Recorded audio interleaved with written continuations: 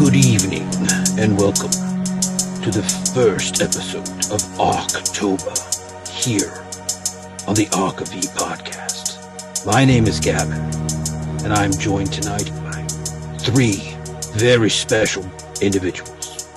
Not boys, but grown men.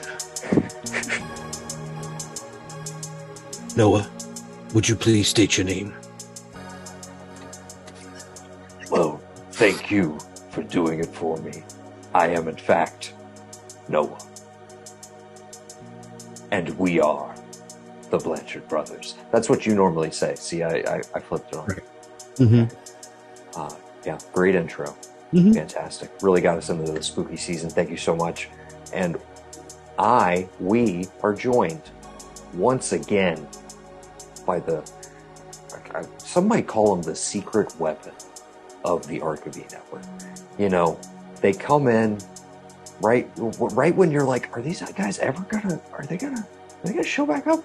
And they swoop in with the hottest of takes. You know them, you love them. The co-host of Late Fees Waived, which is a podcast. It is a podcast. For real, it does exist. It is a feed. It will exist one day, I promise. I swear to God. The one and only Brothers Blanchard. Say hello, gentlemen. Hello, everybody. I am Matthew Blanchard, and we have crossed oceans of time to be with you this day. With me, as always, is my spooky brother, Patrick J. Blanchard. And I'm saying, if you haven't watched The Prowler by now, I'm giving up. I'm done. Go watch To All a Good Night. Go watch To All a Good Night. You gotta love a callback that goes tradition. Back 5 years. If you haven't watched The Prowler by now, I mean, what are you doing with your life? Seriously. Like I said, I got a new one to harp on for the next 5 years. To All a Good Night. Okay. Never literally definitely heard that as a turn of phrase. Didn't know it was a movie. First slasher of 1980 came out in January, directed by David Hess. Of Krug fame. Yes. Okay. All right. Also, much like Friday the 13th, and set in the same year, it features a hatchet to the face. But I'm not saying when it's going to happen. Okay. You've got a whole length of a movie to try to figure out when that hatchet is going to hit. Let's do this right at the top. I'm also going to shout out one that I'm sure all of you have seen, but was one of my discoveries for this Arctober season. We'll all hit one, and then we'll dive into what we're actually here to do. I finally watched The Stuff. What? Gavin's the only one who got excited? I thought you and I watched that a long time ago. No, never caught it. Watched The Stuff. Had a fantastic time with it. Of course. Isn't that from the same people as Reanimator, or am I getting confused? No, it's not a Stuart Gordon joint. It's who's the other guy? Come on, Larry Cohen. It's the Larry Cohen joint. That's what it is. So it's in the Reanimator Society, Brian Yuzna. It's all in the same oeuvre, I guess. But yeah, The Stuff is the creamy dessert treat that starts taking over society, essentially. And Michael Moriarty is the dude who like holds everything together. One of those classic lead like performances where I was like, oh dude, he totally makes this entire movie. Great fun time. Definitely in the Night of the Creeps camp of horror for the 80s. Anyways, Gavin. I actually have something before we dive in real quick. Absolutely. Go for it. Speaking of camp horror, did you guys ever watch American Movie? Of course. Documentary of Mark Borchardt. Yeah. Yes, Coven. I thought it would be important to kind of point out to people who maybe have seen that movie, which is an amazing documentary about the crumbling of a horror movie, that we just lost Mike Shank, Mark Borchardt's best friend and the dude with the craziest stories in that movie. Yes. Apparently passed away Thursday night. Oh, wow. Who also passed away day after Mom's birthday? Nobody? Who? No. Angela Lansbury? what Austin Stoker, the police officer, assault on precinct 13. We just heard about that. Yeah, literally. I just saw it today on literally today. Feed, Yes. Yeah, I didn't know if you saw that or not. I didn't know that that's when it happened, though, October 7th. But yes, Austin Stoker from Assault on Precinct 13. And today, the final Friday, we lost Ted White, the final Friday Jason. Oh, yes, of course. Remember him from the doc. Yes. All right. So some horror icons, and of course the murder mystery queen herself, and Angela Lansbury passed recently, and Robbie Coltrane.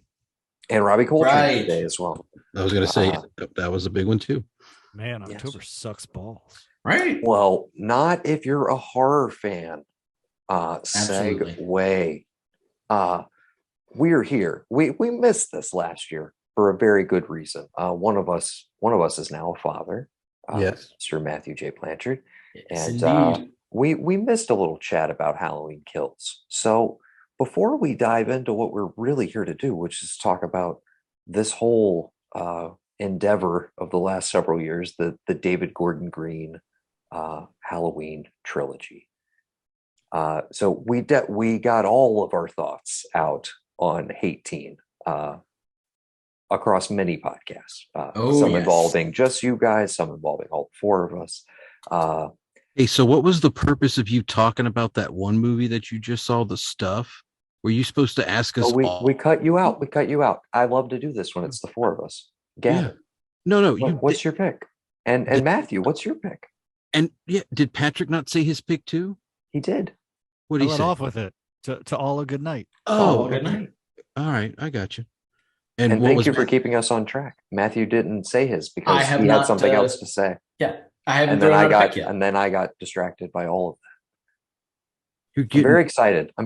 Gavin. I'm sorry. A lot of power trips, man. Okay, we'll flip a coin, guys. Yeah, no, Matthew, what do you got? Go for it. Well, I do not have a fresh pick because one of the horrible things about being a dad is I don't have a lot of time to watch movies. But I finally got around to seeing Candyman, the latest Candyman. Yes. Which is the dopest Candyman in the entire franchise. Thank you. And if you have not seen any of the Candyman, check them out. And I've set it now into a reflective surface 3 times, and I'm going to stop right there. Okay, well, that's fine. And I will avoid saying it all together, but I do want to ask before, because I know Gavin's thoughts. Can I get Patrick's take on the soft reboot sequel? Not really a reboot, just a sequel. Can I? Yeah. Well, it's on the fourth one. My thoughts on it are, previously I had only seen Candyman once, the original. Mm-hmm. It's just something that it's not that I avoided it; it just never happened. Right. Then I saw it in the theater, and then I saw 2 and 3 on Tubi. Right. It's 2 and 3 don't exist. 1 and they're gone, they're done, they're cut off. I do like number 2 because it's drenched in 1995 in a way that 20-year-old me remembers 1995. Mm-hmm. But this one was it was astounding. Like there's a term that I hate using because I've discovered that also John Carpenter hates using it, elevated horror. Mm-hmm. But it is right there. It is well and above beyond. It hits you in the gut, but it also, like the best horror, has something to say. And I think that's what actually sets it apart. It is a movie that has something to say and needs to be listened to and watched. Okay, I'm definitely the odd man out of the 4. I vastly prefer the original, and I had a lot of problems with the new one, which I thought had great we could really relitigate that on a different episode. Gavin, your pick for recent movies, it's just something you discovered this go round. I mean, X, I have to say, is probably my favorite, like, so far. Absolutely. I watched it, but yeah, X is probably the one that I'm just like, that was just good. Like, it just wasn't solid. It wasn't elevated. It wasn't like, oh, we're gonna look at this thing. It was just like, it's just like the the safest horror premise you could ever come up with. It's so simple. It's done they did it a million times already. It knew exactly what it was, and it just delivered exactly what you wanted. It's a better Texas Chainsaw Massacre than the newest Texas Chainsaw Massacre. 100%. There's not even a chainsaw in X. I know. Yeah. Nice. So on that note, I will say before we get into our Halloween Ends discussion, one of our next upcoming October episodes will be 2022, the year in horror, because it's been a banner year, gentlemen. There's been so much great output across all sorts of subgenres. So at some point, whether you guys want to be involved on that one or not, the plan is to kind of take everything that's come out. And as far as major releases, I was like, I think we can kind of cap it at VHS 99, which drops like October 20th, but like take all the heavy hitters from franchises or stuff that's just like originals that have just popped up, like Barbarian, which I don't know if either of you caught Barbarian. Incredible movie. I haven't yet. It hits HBO sometime in the next 2 weeks. That's very exciting. Cannot wait to rewatch it. Don't want to tell you anything about it. Don't read anything about it. Just watch it. I saw the trailer when I went to see Black Phone. Another great horror movie from this year, in my opinion. Okay. So that is definitely something we want to do in the future. Love to have you guys on. Okay. So are we ready? I'm sorry. I've been itching all day, guys. Oh yeah, same. Halloween Ends, guys. Out of the theater last night. Don't let him lie to you. He's been itching since we walked out of the movie theater last night. Also same. Totally gonna own that. Yeah. Now, do you want to talk franchise and lead up to Ends, or just dive right in on Ends and then we'll sum up with the rest of the franchise? I think here's my take. Trilogy. Again, we talked about 18 to death, in my opinion. But I think given that we have the full scope now, we're definitely going to want to touch on elements of that. And we have not personally, I think, ever really exchanged our thoughts on Kills. And here's the thing is I think our conversation on Ends will inform each of our individual opinions on how we felt about Kills, which will lead us into a natural discussion of that. Because for me, one thing I will say from the top, one of the many minor miracles of this movie, which I thoroughly enjoyed, spoiler alert, I think we all did, for me, was taking things that I outright hated about the previous film and redeeming them in a way that felt like conscious self-correction in the like, oh, I got a COVID break. I'm kind of rethinking what the final chapter of this is. Yeah. And they paid off in such a big way. If you had told me walking out of that theater that I was going to be like, you know what? Halloween Kills kind of makes a little more sense to me now. I wouldn't go that far. I kind of understand why it exists. I still don't think I ever want to watch it again, but he salvaged what was a moment where I was like, this movie could go completely off the rails. And maybe if we want to go a scene by scene or however you guys want to dive in, I will just say that when this film opens and we see Haddonfield, Illinois, 2019, I immediately perked up. I immediately was, okay, what are we and he sustained that tension of where are you going with this for right up until a brilliant and very intense payoff, which I think is like the loudest and most intense I've ever cursed in front of my mother, which was an audible fuck in the theater. Yeah. So we were in a relatively empty theater. Ours was jam-packed. People were chomping at the bit. I would say, well, we'd also went to we chose a theater. Well, Patrick chose a theater. I will say from the outset that I wasn't even going to go see this in the theater. I was going to watch this on Peacock. I was so underwhelmed and disheartened by Halloween Kills that I was like, I'm not going to waste my money. I'm not going to do it. And then my brother, thankfully, said, I bought 2 tickets already. One of them will go to waste if you don't come with me. And I don't mind if it goes to waste, but here's the offer. And as soon as the lights went up at the end, I was like, thank you for doing that, because I would not have come here and I'd have kicked myself in the ass if I hadn't seen this on the big screen. Because I think this was easily the most, I'm not going to say it's definitely the best Halloween movie, but it's up there. It's rising toward the top for me. But it's definitely the most inventive a Halloween movie has been in some time. I would say since Halloween 2.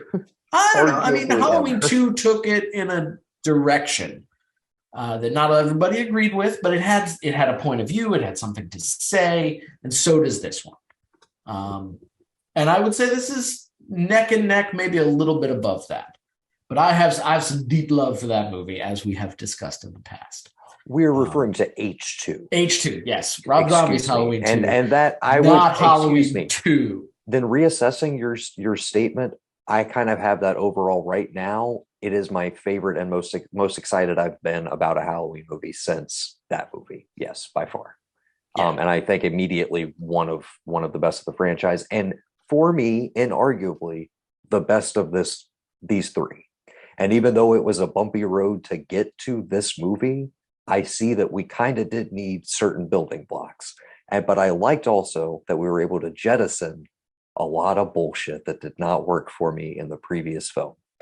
Absolutely. Yes.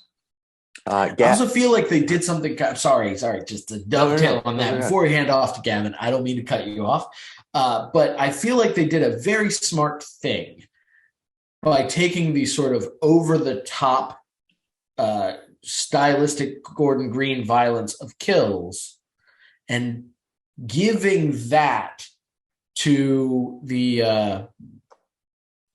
new character and pulling Michael back to very much classic Michael Myers in his brutality level. I think that was a very smart move that kind of reestablished the stakes of The Shape and Michael Myers. And now Gavin, sorry. Absolutely. Not at all. What I was just going to say, we all kind of gave our general thoughts. We all love this movie. We think you should go see it if you like scary movies and you're a fan of the franchise. I will also say from the top, as I was watching it, I would say roughly like 5-10 minutes in, I got an inkling of like, is he doing what I think he's doing? And then about 30 minutes in, I was like, some people are going to hate this. And while I was having that thought, I was like, I am loving this for exactly that reason. So we will say going forward, we all loved it. Spoilers, gloves are off. Yes. We're talking about whatever. Don't feel like you need to dance around anything. Good. So, Gavin, we had a great experience with Kills in the theater. Mm-hmm. We took Mom. It was the first thing she had seen post-COVID. She hadn't been to a theater in like 2 years. And she hadn't been in a theater that had reclining seats. She was just blown away by the experience. And she loves blown away so much, Noah. Blown away so much that she purchased a couch that does that and a regular, she basically now has one of those seats in her house. Yes. Except the ones we have warm and they do massage while you are watching your film. And the middle piece folds down, so you got a cup holder on your left and your right. I mean, it's like you're at the movies, boys. It's amazing. You definitely got to come check it out. Nice. Yes. So I gave that movie way more grace in the moment because I had fun watching Mom have a great time at that movie. Right. And I didn't want to rain on her parade. But the whole time I was watching it, I was like, what happened? What the fuck did you do? Like, we had a nice start. And I should also mention, we've talked about this a bit off mic, but 18 has been diminishing returns for me every time I've gone back to it. That nothing will compare to that, like in the theater that night with just like, we got a new one. They shot it down here. I'm with my brother, my friends. We've been waiting for this. She's back. They're treating it with some respect. Like, let's fucking do this. And in the moment, it was like, oh, it was everything we could have ever hoped for. And it does not hold up under scrutiny. It just doesn't, for me personally. Not even to the next viewing. I mean, if you it was a very, very big drop off for me personally. Because we did the all Blanchard review. And you'll we hear were very high on it. All kind of raving about it. Maybe having some Sartain issues. I had to bring them up. I always got to bring them up. I'm sorry. Right. Then we 2-3 weeks later, we did the rating of the entire franchise. Yep. All together. And by then it had already dropped. I made the mistake of seeing it 4 times in the theater. And that's a little excessive. And once perhaps maybe with Japanese subtitles on an illegal Facebook post that then subsequently got deleted. Okay. Maybe. And then by the time we got back around to it to sort of update the Everyone's Entitled to One Good Scare, the exclusive arc of the Halloween franchise deep dive podcast, we were already well below where we had started. Right, because I think Hate Teen is an illusion. It's a magic trick, right? We're giving you back Haddonfield, Laurie Strode, and we're shooting it so it feels like Halloween 78, but not really. Here's these cool things, and we're gone. We're out. And you don't notice that there wasn't anything there until you're home. Genius magic trick, because in the moment, you're there. I'm reading Gavin's face. I guess my question is, how is it held up for you? Because I feel like you maybe wanted to defend it or speak up for it right now. It's one of those. It's one of those where, like, hey, knock it off. Sorry. It's one of those where. No, he doesn't want to. They've got opinions. Mom, you're allowed to share. Wolfie's barking. Yeah. What's the dog's name? Your foster parents are dead. Your foster parents are dead. No, like, it's one of those things where, like, I loved it in the theater. Where the score amps up and she's being chased, and like you and I looked at each other, we're like, we're in a fucking Halloween movie right now. Like that having Carpenter there with that presence of like having scored the thing, and these people who, like, I'm not saying Rob Zombie didn't love Halloween, but I'm saying like these people who made this, at least when I'm in the theater there, I'm like, oh, these guys fucking, like, they love Halloween. Like, they're on the level that the 4 of us are. And it's one of those where the things they've gone back to, especially in Kills, one of my favorite parts is, are you kidding me, Lori? Like, he didn't come after you. His doctor brought him there. He don't know who you are. You don't rate to him. You know, you just a girl, like a woman. Like, maybe he's seen you when you've been stalking outside the prison, but he don't know you. Like, there's nothing there for you. And I get that that's what you're getting at, Matthew, that there's not a lot there when you all break it down about like what's happening in Halloween 18. But it's one of those, again, where it's like, I watched, Resurrection in the theater. I was like, okay, sure, she's dead. I watched Rob Zombies in the theater and was like, okay, great. And then I got nothing from a franchise. And again, I don't want anything right now. I don't want anything for another, give me, I don't know, 5-10 years. Did you say I give it 5 years, or did Mom say I give it 5 years? I give it 5 right years. After it was over. Okay. But honestly, if somebody came out tomorrow and was like, look, we're actually going to do what the original intention was, and we're going to give you another Halloween movie in 2 years, and it's going to be the start of an anthology thing. Like, if like rights recede or whatever, and Blumhouse gets it, and they're like, look, we don't care. We're either going to put it out on streaming or we'll put it in a theater, depending on what the test groups say. And you're going to get a new Halloween movie every 2 years. It may have Michael Myers, it may not. We don't know. I mean, you could argue elements of this movie, the big swings of this movie, are kind of a test bed for if anybody has an appetite for that. And I will say, for my just limited perusing of the internet today, I don't think anybody wants that or wants any more of what this movie had to offer. I think we are in the minority. Right. That's why my question is, completely in love with this thing. Right. We get it. Like, and I think that's the difference between people who just get paid to write something and people who actually care about something. Like, what, and maybe that's a question towards the end when we get towards the end. Where was this supposed to go? If not this way, like what was supposed to happen? That's my question, because everybody who's been like, oh, it's underwhelming, the ending kind of does whatever. Okay, great. Tell me what you're going to do to fix it. Because if you don't have an answer to fix it, I don't really give a shit what you're saying about it, because these people didn't write themselves into a corner like the last season of Game of Thrones. Now, they stuck the landing.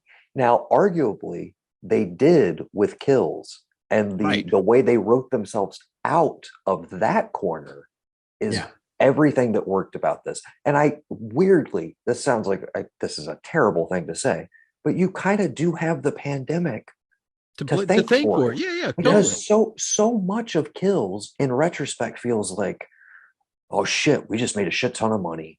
They want this. Okay. And I'm sorry, correct me if I'm wrong. Did we know trilogy from the get-go? Was that the gambit with Blumhouse, or was it let's test the waters, and then when it hit and it had that opening weekend, then it was boom, 2 more. We had them planned. We had them in our back pocket. Do we know? My understanding was that they had them in the back pocket, and Halloween was a test. And if Halloween did well, we'd get more. And if Halloween didn't do well, we'd get something else. Because Maleka Khan was going to try to make another movie no matter regardless. Okay. And one of the things on the higher level, 1 and 2 were originally a super long script. Right. Yeah. I remember that part. And then John Carpenter was the exec producer an advisor they went to, and he was like, no, cut it out. Cut this. Yeah. This is your story. Mm-hmm. And then they were like, okay, we're going to put it out there.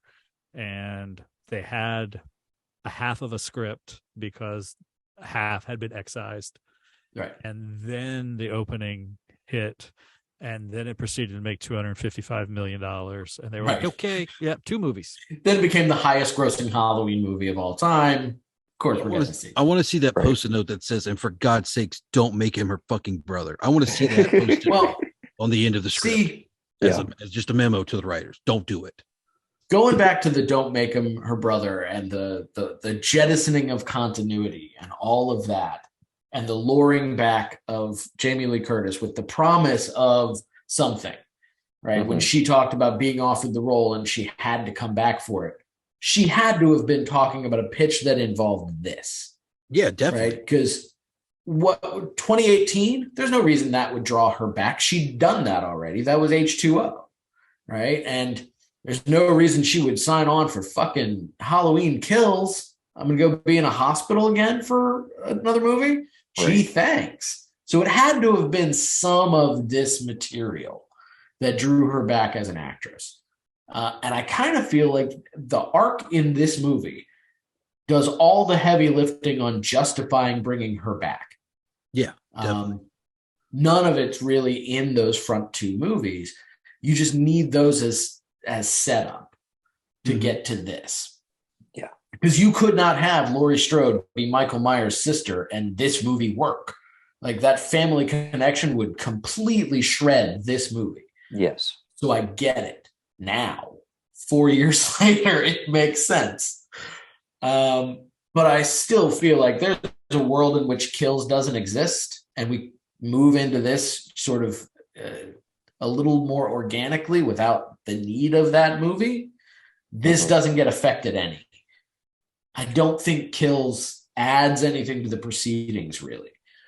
No. You could plug in basically about maybe 15 minutes of stuff from Kills, either 5 at the front, 5 in the middle, 5 at the end, to explain to me how it, like, you give me the scene everybody hates with the fireman. That's how he got out of the house. Boom. So we know he's out. Okay. Yeah. We don't know what happens after that. Okay. Well, where the hell's her daughter? Okay. Midway through, we haven't seen her.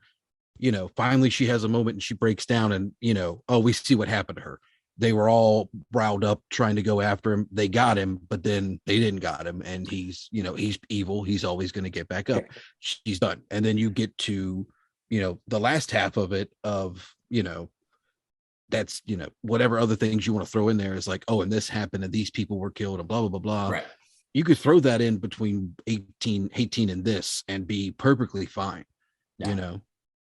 Here's my biggest issue with Kills, and I just want to get this like off. Is it the fact that evil dies tonight? I was waiting to see who was going to say it first. Pumpkin pies tonight. Pumpkin pies tonight. I love it. I want to just congratulate myself, Gavin, and David Gordon Green himself on the restraint of Halloween Ends to not do a callback. I really thought when we got that crowd shot towards the end, spoiler alert, I thought we were going to get one. I almost wanted to do it myself, but yeah, I was glad they had the restraint. Okay. My biggest thing with Kills, it's a lot of what I think are very interesting ideas that just don't execute or like fall off a cliff. The opening of like, we're going to throw you back to the night of, and we're going to like enrich more of what happened that evening in 78 and build in backstory for Hawkins and all this stuff. And I'm like, okay, cool. But then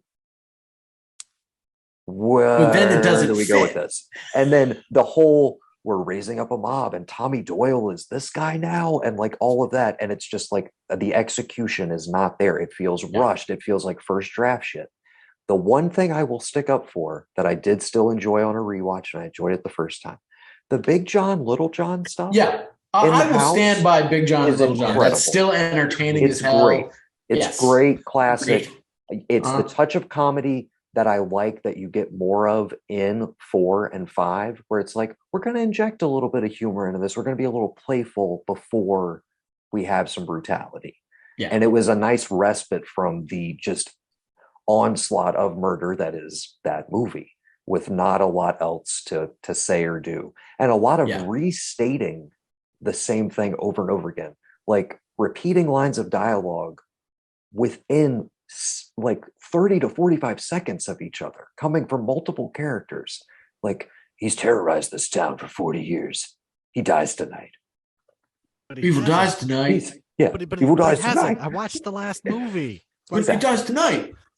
So for me, that's a lot of movie. That's a lot of what it was just like, okay, I see like what you were trying to do here, but you didn't fully execute. And magically Ends manages to salvage some of that stuff. I want to start with the opening, and then we can do a free-for-all, because I think that's a good table setter for just like, how are you guys feeling, etc. But again, I will leave it where I was when I saw Haddonfield, Illinois 2019. I was immediately intrigued, and that was the best way to start off. And all I want to say before we discuss it in all its detail, I think this is maybe the best cold open of the entire franchise, ? Outside of the original film. I'd say it might even be better than that one. Are we okay with saying that?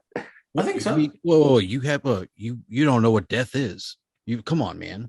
That's Trick or Treated to Death is pretty great. That's a great heart. Only because it's Tommy Lee Wallace that's yelling at him. You've been trick or treated to death tonight. Okay. You don't know what death is. It's definitely the best of these three.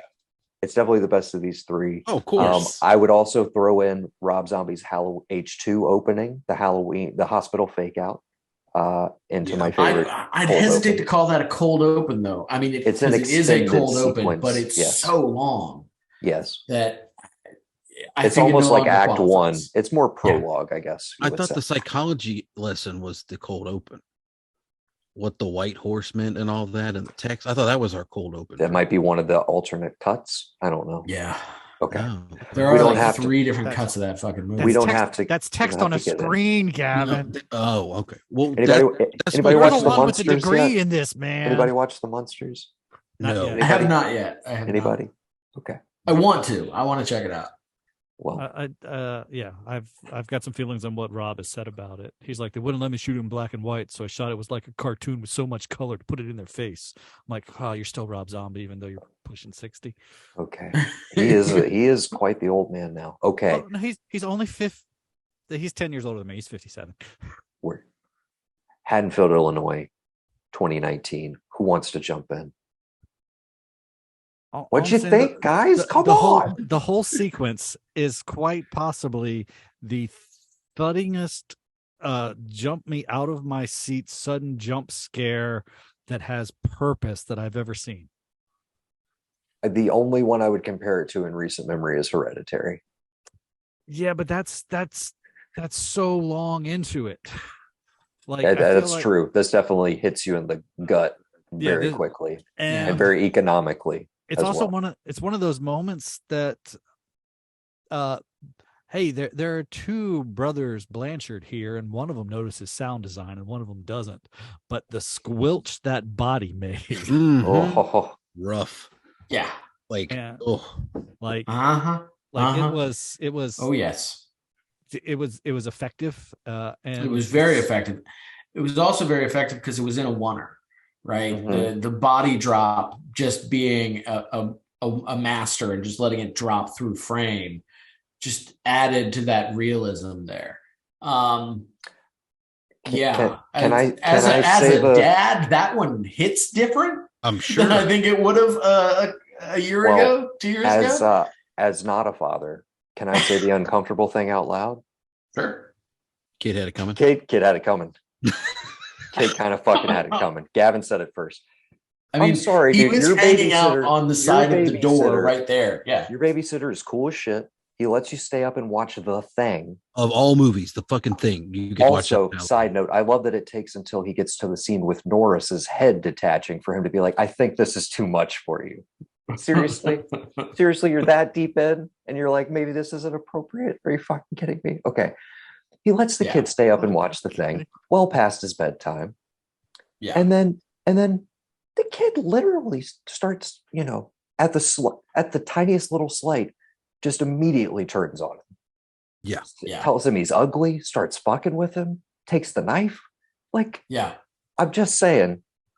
Doing an opening like he's, doing the cold open of fucking Scream 4. Yeah.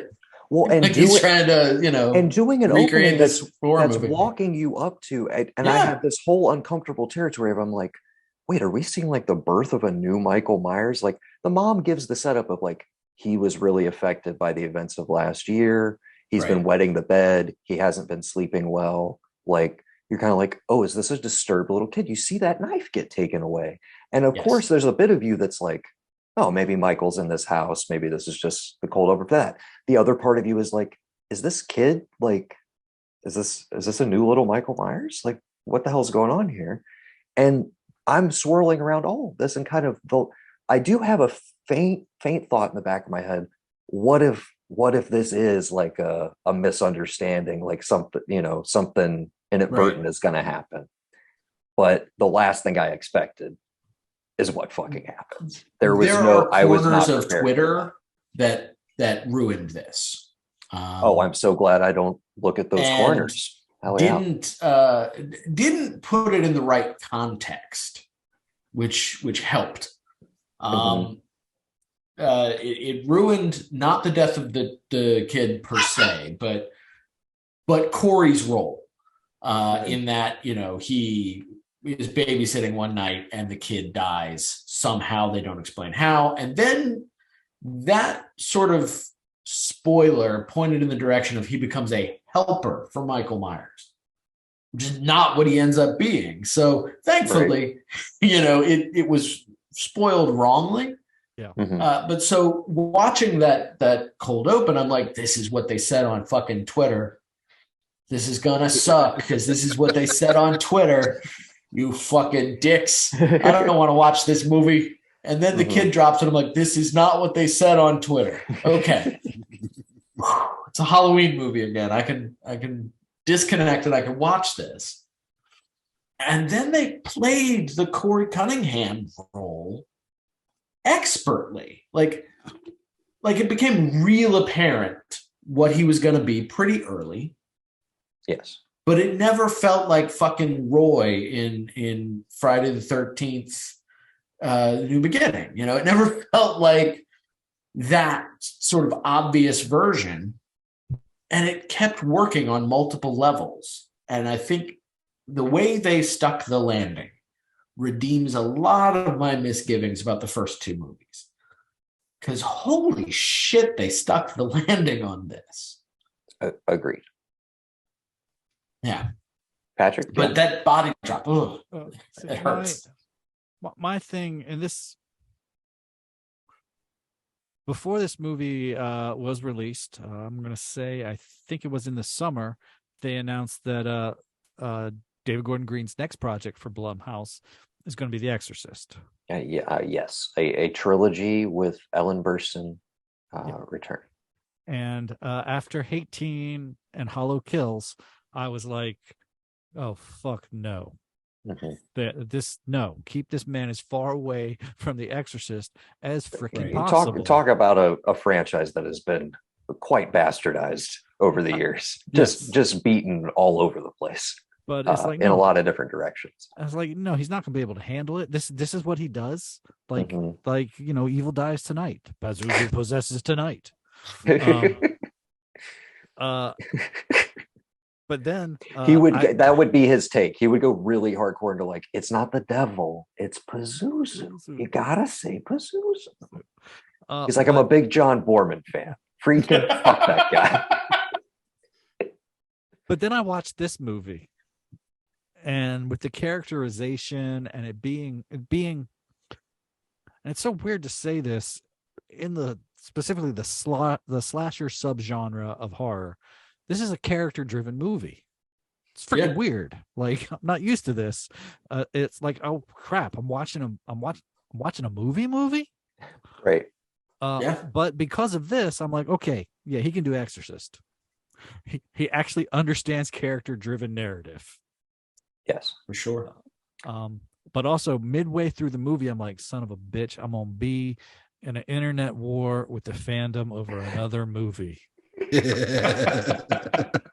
They baited us into it. They really did. I'm currently in a war over Halloween 2, Halloween 3, H2O, Rob Zombie's H2, Hate Teen, and Hollow Kills, and now Hollow Ends. That sounds exhausting. But it's a franchise that needs defending on a lot of fronts. So I do understand. Yes, but also it's the fan base has turned, and they now kind of hate H2O. Well, weird pivot. Yes. Weird move. Okay. So that's one of my defenses. But they're also like, Halloween 2 may be the greatest sequel. I'm like, I have heard that a lot lately. Honestly, I have heard that has all of a sudden risen in the estimation. As the sequel, or the second Jesus best, Christ. rather. Yeah, it has come back. But this movie, I'm currently in at least 5 different threads on Facebook going, nuh-uh.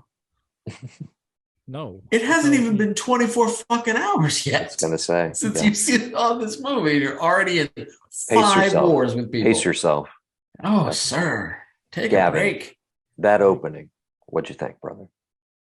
I mean, talk about you're already in here thinking like, all right, so obviously I know something relative towards, we're still in Haddonfield. We don't know where Michael Myers is. So the entire time I'm like, okay, so maybe we're just going to find that it's like a Halloween 4 to 5. He's been in the sewer the whole time. We'll figure that out later, but he's going to show up here. And as soon as, he was by himself and nothing had happened to him, after about 5 seconds, I was like, nope, something bad's going to happen. This dude's going to get it. This isn't going to be good. And the way that it's like all played out, all this and that. And it's almost like if just him, I think about him looking over the banister, and so much as like similar to the way that he looks at Laurie after she's fallen in the original 78 film. And I'm like, oh, I get it. I know what's going on here. This is what I signed up for.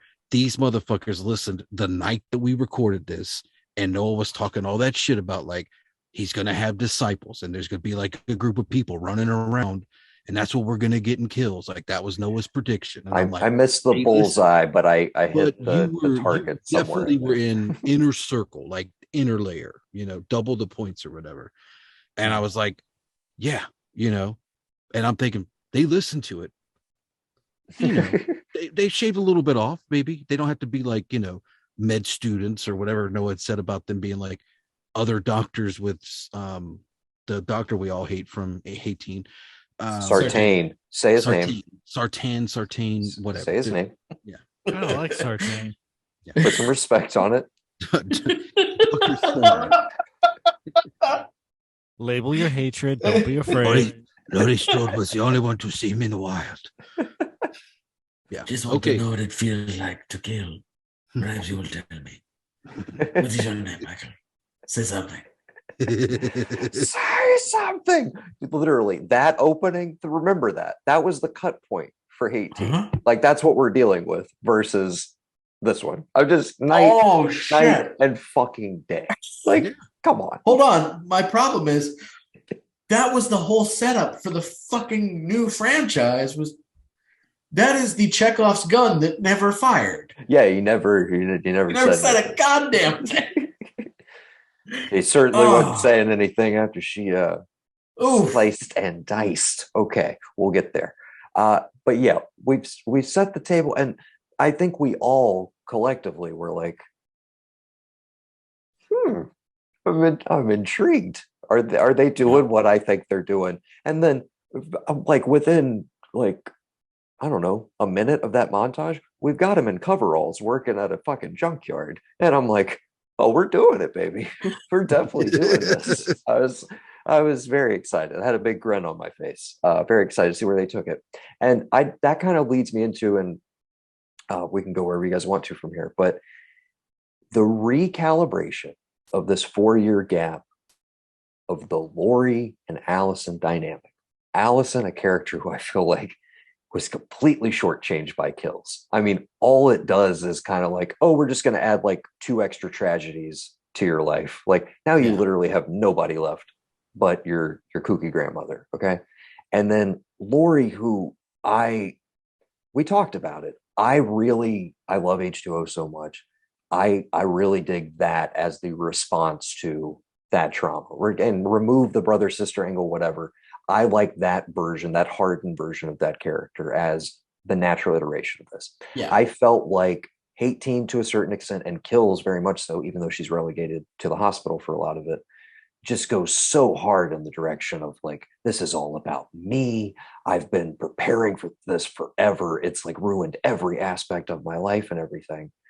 And to drop in this, and it's like, get to see her and Will Patton shopping for groceries. I'm like, David Gordon Green, just give me the movie about like 2 people in their 60s that just find each other and are just in love and like just trying to get by. But I'm sitting there watching that scene and I'm like, they finally have gotten her back to a place where I can feel just the tiniest bit of the energy of who that character was in that 1978 movie before everything goes to hell for her. I got to see just a little bit of that light back in the eyes. And I was like, the fact that they got her back to this point from where I was almost like, we're taking her off the rails, especially if you look at that, the original ending of Kills, the I'm coming for you, Michael, and the Terminator walk like out of the hospital. It's just that character exiting that movie and going into a Halloween Ends that was made and came out last year. Like, if the original timeline had played out, right? That's what I don't know that we do get to this character. And that's why I'm so curious when this turn was ultimately meant to happen, or if, like we said, it was a bit of a self-corrective. It was looking at the response to like, some people didn't really like what you did with the last one. Yeah. And here are these aspects that maybe you want to address. Like, his teeth look too human. We gotta change them. This is weird. We gotta reanimate the whole thing. It's creepy. Yeah. That's close together. Yeah. We gotta make them less human. We gotta move them farther apart and get rid of those fucking teeth. Or this movie's gonna fail. It looks like the little boy from Jumanji, for Christ's sake. Oh no, he's a 60-year-old man. He's got a beard. That was my thing, is like, if this isn't interrupted by a pandemic, how do you look at that and say, we got to dial this back, boys? They're really upset about that whole fireman thing. Right. Like the public is. The fans don't like the rest of the movie. The public hates the fireman thing. You know what I mean?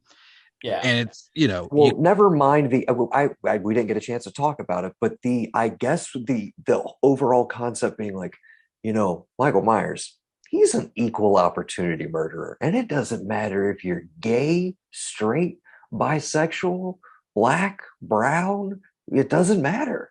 Like first responder. He's very diverse in his pool of killing. It's just, there was a lot of that where it's like, what do we have to take the supporting black cast and like make them accidentally shoot themselves in the head, shove lights into their neck and watch them bleed out in front of their husband? She survived. That's what I was getting to. Okay. There's a moment that is redeemed in this movie. Yes. A moment that is redeemed, and a concept that I think is really redeemed. And we can, again, we're jumping around wherever.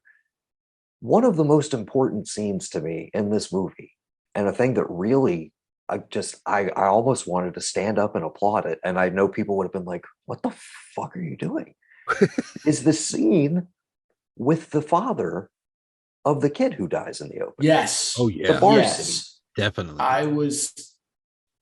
I think it was very well handled, the way they juxtaposed their responses to Corey before and after the incident, where the dad is a little standoffish and the mom is all in on that kid. Mm-hmm. And then in the future, the dad's like, no, I see it. He's a good kid. He was a good kid. Yeah. I thought that was dope. And that was a great scene. The moment from that, I'm sorry, Gavin. Go ahead. I don't know if I'm like cut off what you're saying, but like in that moment as well, at least to me, that to me shuts up anybody who has a complaint of, now she was so gung-ho about killing him and she's lost her daughter and she's just fine. It's like, no, dude, that scene shows you that like her daughter was killed on purpose. Yes, her daughter went there and like did what she did, and you know the town got, but whatever. Her daughter didn't have to leave the hospital and go do that. It happened. She was killed by a madman, by pure evil. This guy's son, yes, it was a tragic accident. He doesn't look like he's together 100%, but he's not inside of a bottle like we've seen his wife. So to me, showcasing that is enough to explain to people, look, if you're not okay with the fact that by Halloween 2022, 4 years after what happened, Lori is this way now, you need to see that like it can be achieved under other circumstances. Okay. Relatively. Yeah. I love that we all seem to have kind of taken completely different things, because the super relevant thing in that scene to me was the moment about, I feel like people hijacked my pain by how much they basically abused and like put all of that energy onto this kid. Mm-hmm. I felt like it took away the loss I was feeling. And in that moment, who's the camera trained on? Who are we looking at? We're looking at Lori, the person who has made it all about herself, who has constructed this whole worldview that it's all about me and him. And again, that removing the brother-sister angle has always been the like, this is like a beat too far. Like you've lost something, because the level of engagement you have with this guy, and you think that 40 years later he's going to come back at some point, and all of this, and that it's all about you. You're the one person he couldn't get. All of this mythology you've constructed for yourself, and all because you left in the house. Exactly. Like, and what's left in the wreckage of it? Like, one of those kids you babysitted that night, he's fucking dead. You've lost your daughter, her husband, your family's in shambles. You're a pariah in your own community. And have you like lost sight of the people around you who are still living in the after effects of this? And that's the thing that the movie opens with. The idea that like they have that montage of like, you know, we kept hoping he was coming back, because then there would be a reason for all this horrible shit that's happening. Mm-hmm. That's just natural outgrowth of, you know, the horror he's already wrought, or just normal societal shit or whatever. Side note, I was super worried when there was the whole like, there was the interview with him where he was like, yeah, so we had to figure out how we're going to address the COVID pandemic in the context of the movie. And I was like, dude, I don't want to hear the word COVID in this movie. Right. But what I kind of realized is I was like, he kind of boils a lot of that energy, or like what I think he was talking about when he meant that, into that montage, the kind of the feeling that everybody was living through, of just like, it's just bad news after bad news after bad news. It feels like something has poisoned the well, and it's just like everything's bad around here. So I loved that setup of like, we saw almost a comical version of a mob community. Evil fucking dies tonight, dude. Like, we saw the poor execution of that, but it got us to a point where we can contextualize the community that we see in this movie, which I believe that this community has lived through. Hey, we all kind of collectively lost our shit one night. A lot of us died because we went out trying to hunt pure evil. We don't know what happened to him, and we're still here. Good luck next year. So I don't know where I wanted to end with that, but that seems like a good enough spot. No, I do love that montage of all the bad shit that happened, especially with like Michael Myers doesn't use guns. It's like, okay, great. I know what we're doing here. We're doing the real life town incident thing where like the whole town killed the one dude and no one got prosecuted. And then like, if you look back after that for the last 40, 50 years, however long it's been, bad shit has just happened. People been like children killed, terrible like domestic violences, kidnappings, like that town. No one lives in that town. And what is it? I can't remember the name of the town, but it's like a play on that. It's like this thing that was about this woman has now expanded to this town. Did this woman rile this whole town up? Because we get that in the supermarket scene where the woman says like, this is on you. You did this. Like, great scene. A scene where I immediately was like, dude, fuck yeah. As soon as I saw the woman, I was like, you redeemed that whole scene. Yeah, you're calling out everything that I had an issue with, which was just like, I felt like this is a Friday the 13th movie. I felt like all these people were just fodder. We're not spending any time with them outside of Big John and Little John, really. Yeah. Like, we get these little tiny vignettes of people before they are gruesomely slain. And it's like, I don't need to identify with everybody, but when you're being this gratuitous with some characters, it just feels like, what are we doing here? What are we doing? And so to bring that full circle and be like, she doesn't have a voice anymore. She's been signed. And again, tying that back into the scene with the dad, where it redeemed the whole Laurie arc for me in a way where it's like, she kind of realizes, and it's being paralleled, of course, with the seduction of Allison, that maybe she's going to be lost or whatever, where it's like, it's not about you. It's about protecting like the people around you and like family, community, all of that stuff. And it's not you versus the evil or whatever. It's, but maybe you're the one to hold the darkness at bay. We'll get to that at the end. Okay. Where do you guys want to go next? I have my favorite course redirect from Kills. Mm-hmm. So much Kills is made of Michael going home and looking out that window. Yeah. Kills. He stalks. He comes home. And it's a throwaway line. They demolished his home. Yep. So down. He can't go home and look out that damn window, which was never a thing in the first movie anyway. Right. It's a good thing we didn't talk about Kills last year. I mean, and thank you to my daughter for being born the next day, for preventing railing against that concept. Yeah, I feel like it would have been the three of us beating up on Gavin. Some heroes wear diapers, man. Yeah, this is true. Because literally, my wife went into labor while we were watching Halloween Kills on Peacock. What it was so bad that your daughter was like, Dad, I have to stop this. Yeah, I have to be born so that you can stop seeing this bullshit. I've heard evil dies tonight one too many damn times in this womb. I got to get out of here. Get me out of here right now. Oh my God. But that I hated that so fucking much. You just going home. What?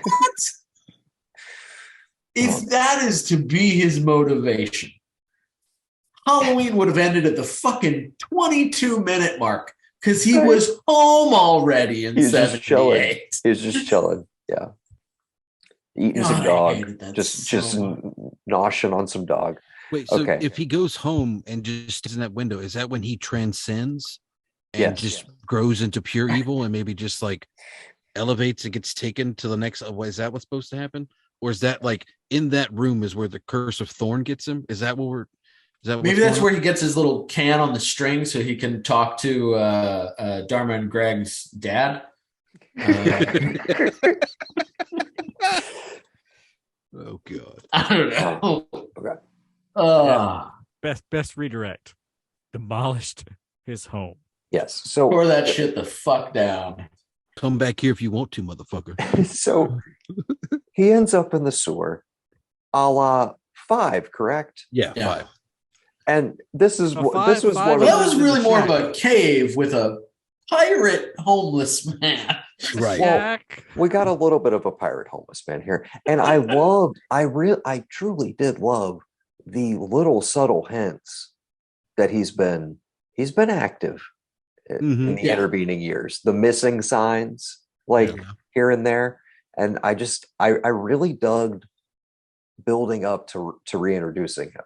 And of course, you see the scene with Corey in what you discover is the sewer, of course, in the trailer, in one of the trailers. Yeah. And you're very much built up to be like, oh, okay, this is probably just a random kill. I don't know this character. But given the trajectory of where we're at by that point, he's been harassed over and over again by locals who, see him as a child killer. And that has escalated. I think it's very well done. I think there are a few little bits of this movie that do feel a little rushed, that do feel like maybe there's a director's cut that like fleshes out a little bit of that midsection a little bit more. I'm mainly referring to the turn between Allison and Laurie. The tension points of that relationship, I feel like, are a little yada yada, but I feel like they really do a good job of setting up Corey from the get-go to just. For me personally, as an audience member, I was like, I had a certain amount of empathy for the guy, just of like trapped in a absolutely shitty situation. How would you move on from that? Like, how would you exist in that town, that community, etc.? And kind of buying into the fact that, like, yeah, he and Laurie would bond. Like, this makes sense. The version of Laurie that now exists is somebody who would be totally empathetic to this kid, and so it felt natural and not forced that I started to see how we were going to, like, kind of very organically. I feel like a lot of the reviews and the reactions I've seen feel like it's ham-fisted, but I did not feel that way. I felt like it was very earned, all of the stuff we built up to. I agree. And when he gets down in that sewer, and I love that we never flat out spell it out. There's no like full-on Cult of Thorn mark or anything, but like he's given him a little evil juice. He's given him some of the juice. Yeah. And I was like, I got, even though it's not explicit, I was like, he's got a little bit. He's not going to go out and all of a sudden be, It was explicit enough that his wounded wing got better after killing the guy. Like that's, I call that explicit. Like, because every you killing left me like, I'm good now. Which, of course, unless we share the actual Zoom recording here, nobody's going to see my little acting there. Yeah, but, I did a little bit. It worked good. I feel like we definitely need to share it for Gavin's hair. Oh, for sure. RJ McCready, Helicopter Outpost 31. Yeah. U.S. Outpost 31. Excuse me. Don't mean shit to me. Give me the paper. I do feel like there was a missed opportunity with the homeless guy. What's that? They cast someone who looked just enough like John Carpenter that you might as well have just cast fucking John Carpenter. Like, it's too bad Buck Flowers not oh my god, no longer with us. Perfect. It's just a goddamn shame, to be quite honest with you. No Roberts Blossom to just lay down in the grass there. They should have gotten Tom Atkins to do it. Dude, what a perfect nod, man. You hush your mouth. That would have been okay. Hey, guys, I'm just gonna say it because somebody said his name out loud. I gotta do it. I'm sorry. As gorgeous as I think this final shot is, which we'll talk about in detail when we get to it, you know what would have taken this movie and just made it a flat out 10 out of 10 for me? If we just slow push zoom in and we see that mask is made by Silver Shamrock, and that's the final moment of this trilogy. I would have given him all the flowers in the world. I would be like trying to track him down in Charleston at his personal address and thank him personally for doing that. But yeah, that would have been fucking perfect. But I admire the restraint. Once again, I admire the restraint. But we didn't talk about it. I do appreciate the nod in Kills that everyone who gets killed gets their own personal Silver Shamrock mask. Yeah. That was a nice touch. It's something that like people who don't know this franchise or people who are like, I don't like 3 or skip 3, they're like, okay, whatever. But it's like a handshake for the people who love it. It's like, we get it. We know that's a nod. We know that he realizes that like that. Yep, that's the 3rd film, and it was terrible when it came out because people didn't like that Michael Myers wasn't in it. But we still got to acknowledge that like technically in this whole franchise that movie existed. And here's a little Easter egg nod to everybody. Tom Atkins would have been a chef's kiss addition to this for sure. Oh my god, that would have been cool. Much better executed than the Charles Cyphers debacle. Oh my god. Yeah, see, I'm all in on Atkins. However, not as the bum. Okay, I'm sorry. That's just a step too low. It is a little disrespectful, I guess. Yeah, I would have. He could have done anything in here, but he could have. And here, I adore Will Patton, and don't take him out of this movie. But he could have done the Hawkins role. Yeah, and we would have loved. As Night of the Creeps, that would have strained incredulity just a little bit. Oh, when we talk about straining incredulity, I could totally forgot about this in the opening. I'm so sorry. Sorry for getting excited. They're watching the fucking thing. Yeah. Yeah, because he watches the thing in Halloween. Yeah. But I know, but you see, John Carpenter, he directed The Thing from 1982. And he also made a little movie in 1978 called Halloween. Right. That's why they're watching it. The first movie in this franchise, I know, because which is a universe-breaking thing that when it occurred in the movie, I was like, do I need to cross my arms back? I just opened them up for you when you showed me 2019. I was like, do I need to put them back? And then I was like, get over your bullshit. It's The Thing, dude. It's the Norse. He doesn't want to see that again on a big screen. If Kevin Smith can direct the Blunt Man and Chronic reboot, yes, it's almost they can watch The Thing in Halloween. Yes, I'll allow it. It's okay. You guys go wherever you're going. I gotta grab a bottle of water. Be right back. All right. Let's take this thing into all new territory. Let's stop talking Halloween. Let's go straight to like House of the Dragon. I'm kidding. Let's keep talking about Halloween. What's House of the Dragon? LARPing in Westeros. Oh, I thought that. Oh, I immediately thought like, is that Bruce Lee movie that no one liked? Dude, that too. That works better. I mean, I don't know. Noah says I'm not a real Game of Thrones fan because I watched everything leading up, like within the months leading up to the final season. So he says I wasn't there for all of it, and I don't have the right to be a fan. And I was like, okay, whatever. And like there's one of those Lord of the Rings movies I've never seen all the way through. I think it's the 3rd one. So like I don't even know what to do about this one on Amazon. This like most expensive show ever on that. I was like, okay. But again, luckily it's like I have the month of October to be like nothing but horror movies, and then I'll figure it out when I get done. Don't let him gatekeep you on anything. You're the older brother. Right. You're allowed to do whatever the fuck you want, man. Except for like indie movies, apparently. We have I don't know if I like indie movies anymore. I don't know if I'm allowed. I don't think there are indie movies anymore. I mean, last year I watched Nobody. That was pretty good. Yeah, that was pretty good. They played the trailer for Violent Night, and yes. I'd already shown it to Mom, But when it played in the theater, she was ecstatic, and I was like, well, hell, she's gonna want to do this now too. She's gonna want to come and see that, as soon as it comes. This year, Christmas is a Die Hard movie. Yes. I'm trying to make that one trend, man. All right, so here's what happens when Noah comes back. Let's immediately start talking about Halloween again. But let's keep talking about other stuff till he gets back.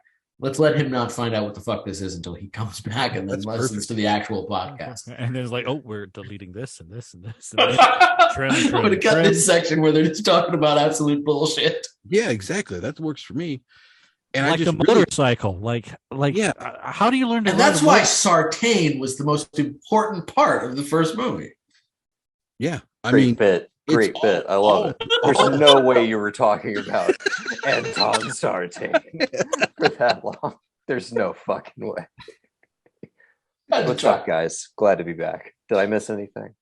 You'll have to wait and see, sir. You have to edit this podcast to find out what you missed. Oh, I'm not editing anything. I'm slapping. You have to listen to this podcast to find out what you missed. I'm slapping my own music on it. Shout out to my two separate singles that dropped this month. That was my contribution to October. I was at mom and dad's, and they were like, "Oh, listen to this thing," and I just heard "dum dum," and I went, "That's the thing," and they were like, "What?" I was like, "This is the thing. Like, this is inspired by the thing. Listen." So dad's still playing it, and I went on like Apple Music and found, and you played them side by side, and he was like, "Oh, well, that's neat." And you were like, Ennio Morricone and John Carpenter have a lawsuit on their hands. Hey, you said inspired by. I mean, it's not like I did. I mean, it's basic. It's my answer to the question: who goes there? Exactly. There you go. Yeah. I mean, and legally, you're allowed to use X amount of seconds. Mm-hmm. Yeah, I just can't. Particularly if it's transformative. Yes, it is definitely.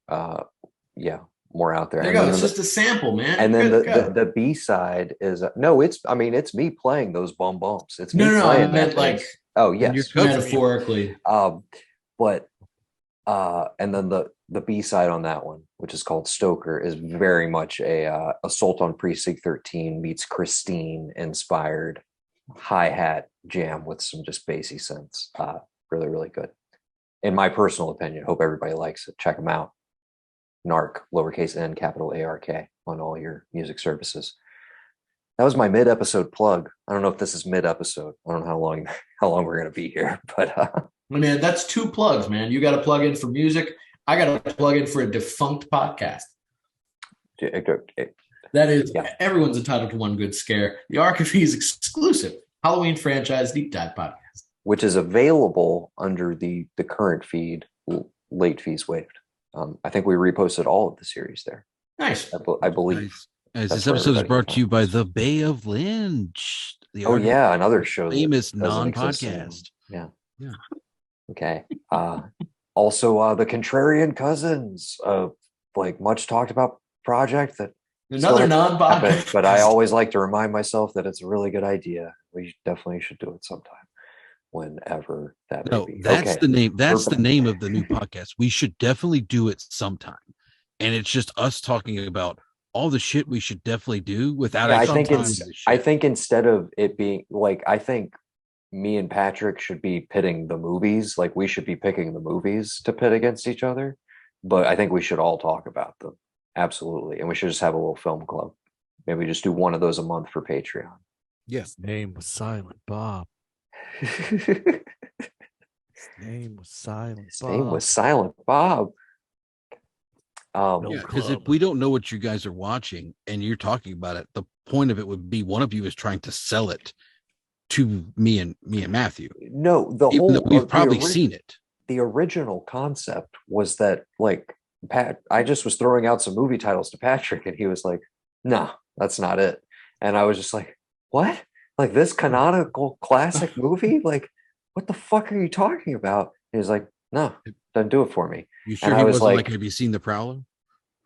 I mean, that definitely came up once or twice for sure. Gotcha. But that's what inspired it. So it would be a lot of hey, can we talk about why you don't like The Shining, or why like I you can don't talk like about the that. Coen brothers, or why you So- think Scorsese is overrated. Like, can we talk about these things? Why do on you a hate this podcast? much beloved movie that the rest of the world adores? Yes. I don't know. I just fucking hate it. What's wrong with you, sir? Can we get to the root of this? What's eating Patrick J. Blanchard? Contrarian Cousins just has a nice Dining. ring to it. Too many dissolves. That's your big beef. That's your big beef. So many I fucking dissolves. see it though. Now that there's a lot of fucking dissolves in that movie. There's a lot of shit in those transitions, man. You just the camera's so locked down. Okay, Except when it's flying. Thank you for a nice segue. Speaking of locked down cameras, something that was very engaging from the opening and carried through very nicely through the entire movie. This movie did not look or feel like either of the previous two David Gordon Green Halloween films to me. Absolutely. In any way, shape, or form. It felt way more elegant, way more assured, way less like I need to do like visceral put you there, like shaky cam sort of shit. It felt way less handheld, way more, steady cam. The energy that the original is shot with, even in terms of pacing and editing. Yeah. I'm thinking of those. I know Gavin and I were enjoying these. We didn't have any moments where we turned and looked at each other, but like spiritually, I knew Gavin. Like as soon as they're riding on that bike and it's nighttime and like there's some synthwave kicking in, like I know you were feeling the vibes. And like again, that pacing and like that slow burn, again, to me, it's one of the most slow burn of any of the Halloween movies since the fucking original.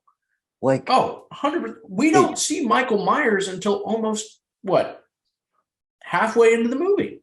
I was the other thing. I looked today because I was going to try and rewatch it or whatever, but I was like, oh, that was an hour and 51 minutes. Like, did not feel like it at all. Right. Like, just felt very well paced. I was engaged the whole time, and I was never looking at my watch or really conscious of where I was in terms of like how far we were going to go with this, how far we were going to stretch out the other shoe dropping, essentially. So I mentioned that it's kind of my only huge sticking point. It's not even a huge one, but the only kind of like thing that didn't fully work for me, I think, is they do a good job of setting up the Allison Corey dynamic of why they would partner up on an emotional level as well as just a narrative level of like, okay, Lori befriended him and like she thinks they would be good together, whatever.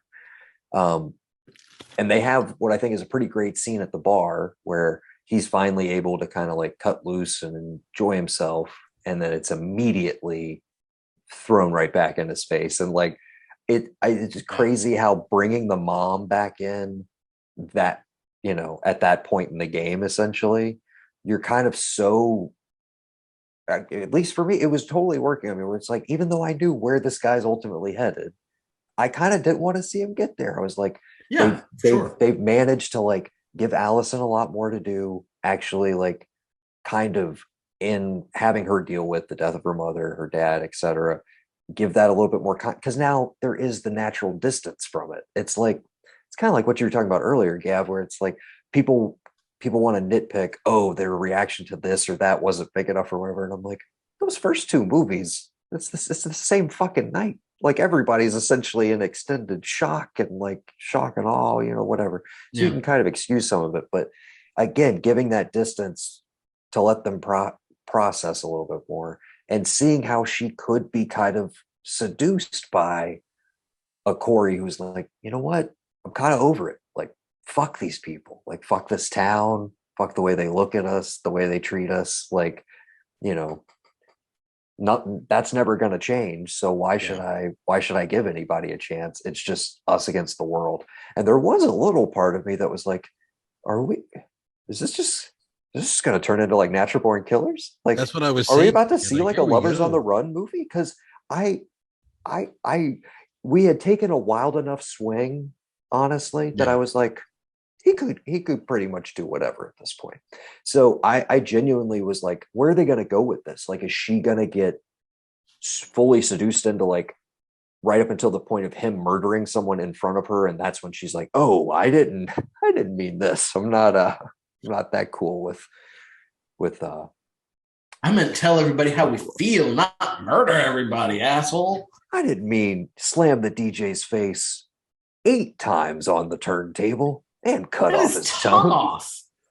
Great bit, though. Great bit. People were chuckling in the theater. I don't know if that was a nice, like, hey, that was a cool kill, or like, hey, that was satisfying. I don't know what that reaction was, but people seemed to enjoy it in the theater, our theater at least. What'd you think of the our theater where it was just 3 of us? Other than Patrick and I, there was like that row behind us. There were 9 18-year-olds behind us.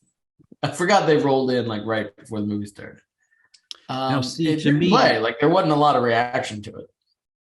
To me, on an intellectual level, that's David Gordon Green saying, all of you people who are out here yelling your heads off about Halloween kills and what I did in my reviews, all of you guys are essentially just squawking like a DJ on a daytime talk show.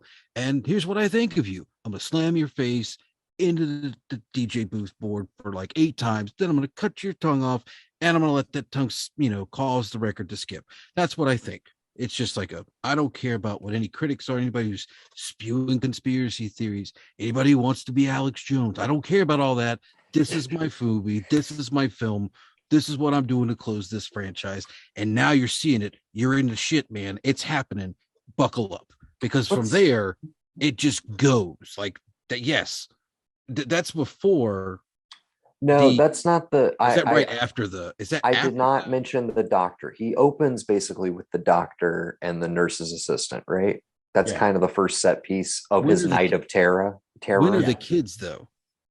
When are the kids after the DJ booth or before the DJ thing? That's after. Right. After. But the DJ thing is him by himself. There is no Michael Myers there, right? No. Right. No, it's just him. And it's just him. Yeah. With the kids. Right. So the first person that gets killed is the guy who like openly criticized and made fun of like Allison and him, like talk shit about both of them being like the problem and whatnot. Right. So the idea that it's like that's the first person that he kills by himself with no help of Michael, and that kicks off the back half of I'm fucking taking out everybody who ever wronged me, And I thought there was going to be that brief minute at the junkyard where he was like, you know what, little girl that's underneath there, like you really weren't mean to me. You were kind of hearing the voice of reason. Nope. Oh, Oot. I had the exact same reaction. I was like, she gets it the worst, and she was the nicest of the bunch. And to me, that is when I also was like, he has fully no, he's done. He's gone. Yes, he is. He has now killed him. He's gotten his reps in, and now he is being more and more imbued with the powers. Also, but I love that he's clumsy. Those scenes are shot very differently than we would ever see Michael shot. Like even in some of his more brutal moments, I feel like there's a staging to them. Maybe it's the physicality of just like it's a smaller dude in the suit. Kind of looks more like we're watching 78 Michael do these brutal things. It's a little jarring. There is, and I'm not sure if it's just, hey, he's got the mask on, so he's 100% a stuntman here. Or if he's got the mask on, he's James Jude Courtney here. But there is a height and size discrepancy between when he's got the Michael Myers mask in his hand and when he's got it on his head. Maybe he is a much bigger guy. Maybe once that mask goes on. Maybe theatrical. I didn't read it as much in the moment. Maybe I'll catch that more in a rewatch. But I noticed more. But he felt more like the original shape, which to me was more jarring when you do have him fumbling around and stuff like that. Honestly, more like Ghostface than anything else. And some of that clumsy murdering in the house specifically when he tries to get at the door, all of that stuff. The scarecrow mask, pretty effective for me in that moment of the killing of the doctor, which I thought was pretty effective. You okay there, Gav?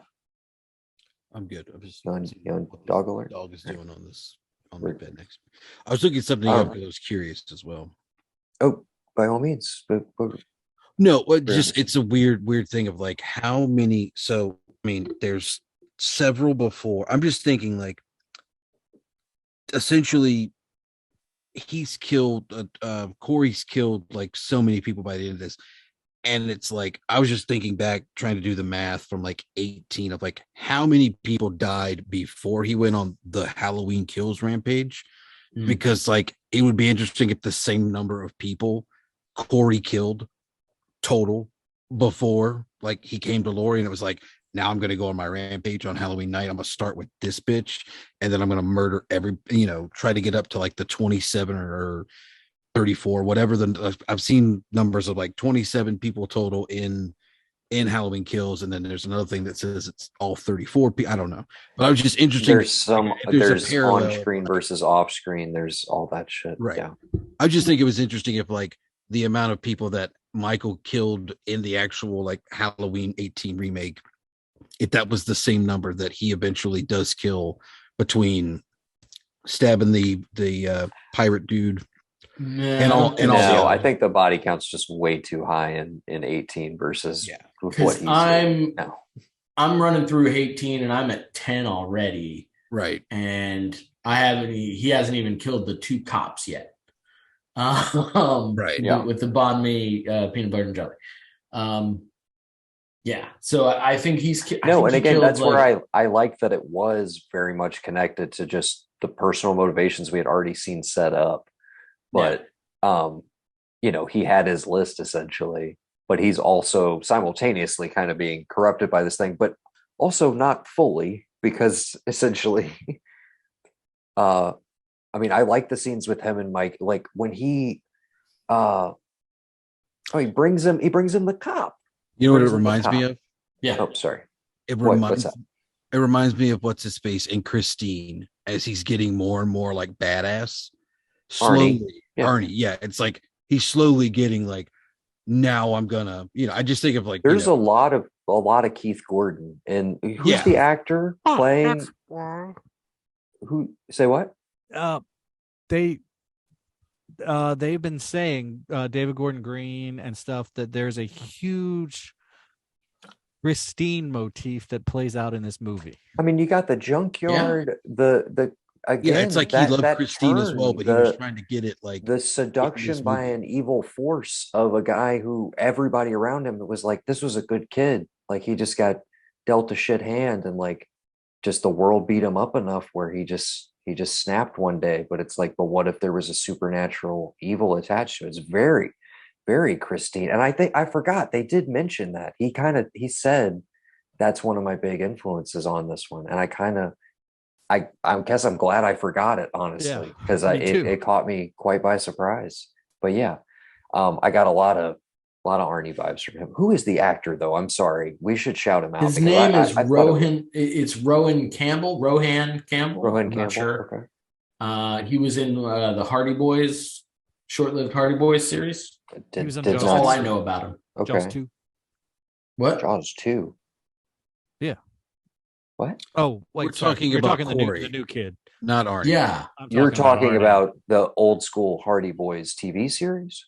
That's what I thought. That actor was in Jaws 2. Is that what you're saying? I thought you were looking up the Christine actor. No, I was looking up Corey, who was in the new Hardy Boys series, and this is a classic Zoom way on board. Who's on first bit. This is the modern Who's on First of considering this kid is only 1 year older than Halloween H2O, he definitely wasn't in Jaws 2.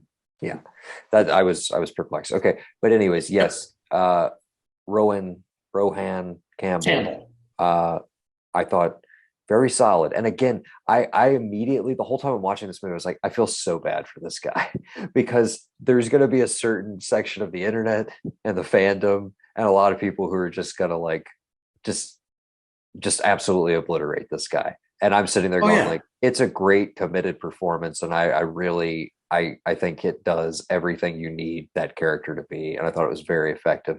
But I know some people are just going to fundamentally hate this decision so much that they're going to write the character off before they give it a moment's second thought. Go ahead, Gab. I read a review where it's like he just looks like, this character, it's constipated. And I was like, I would be too if I was grappling with, like, I fucking ran into Michael Myers and I'm slowly starting to give into all these fucking urges to kill the people who live in this town that have basically made me a pariah for a fucking accident. I wasn't even supposed to be babysitting that kid that night. His parents called me at the last minute and I just happened to say yes. Like, yeah, I'd look a little constipated in my performance too. I'm grappling with all that. I'm getting terrorized by these 17-year-old high school seniors, and I can't punch them in the face because I'm 24, so I'll go to jail. Right.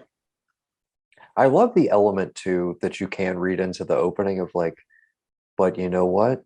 If he doesn't transgress, maybe none of this happens, because there is the moment of, like, don't feed him anything extra. Put him down by 8:45. He should be in bed. And the dad's literally like, easiest money you'll ever make. And it's like, by the fact that they're coming home when this thing has escalated in the attic and all of this shit, that, like, he's way up past his bedtime. There's all this other shit. Like, it all escalated because it's like, maybe you shouldn't have let him watch the movie, man. Maybe you shouldn't have let him see the thing.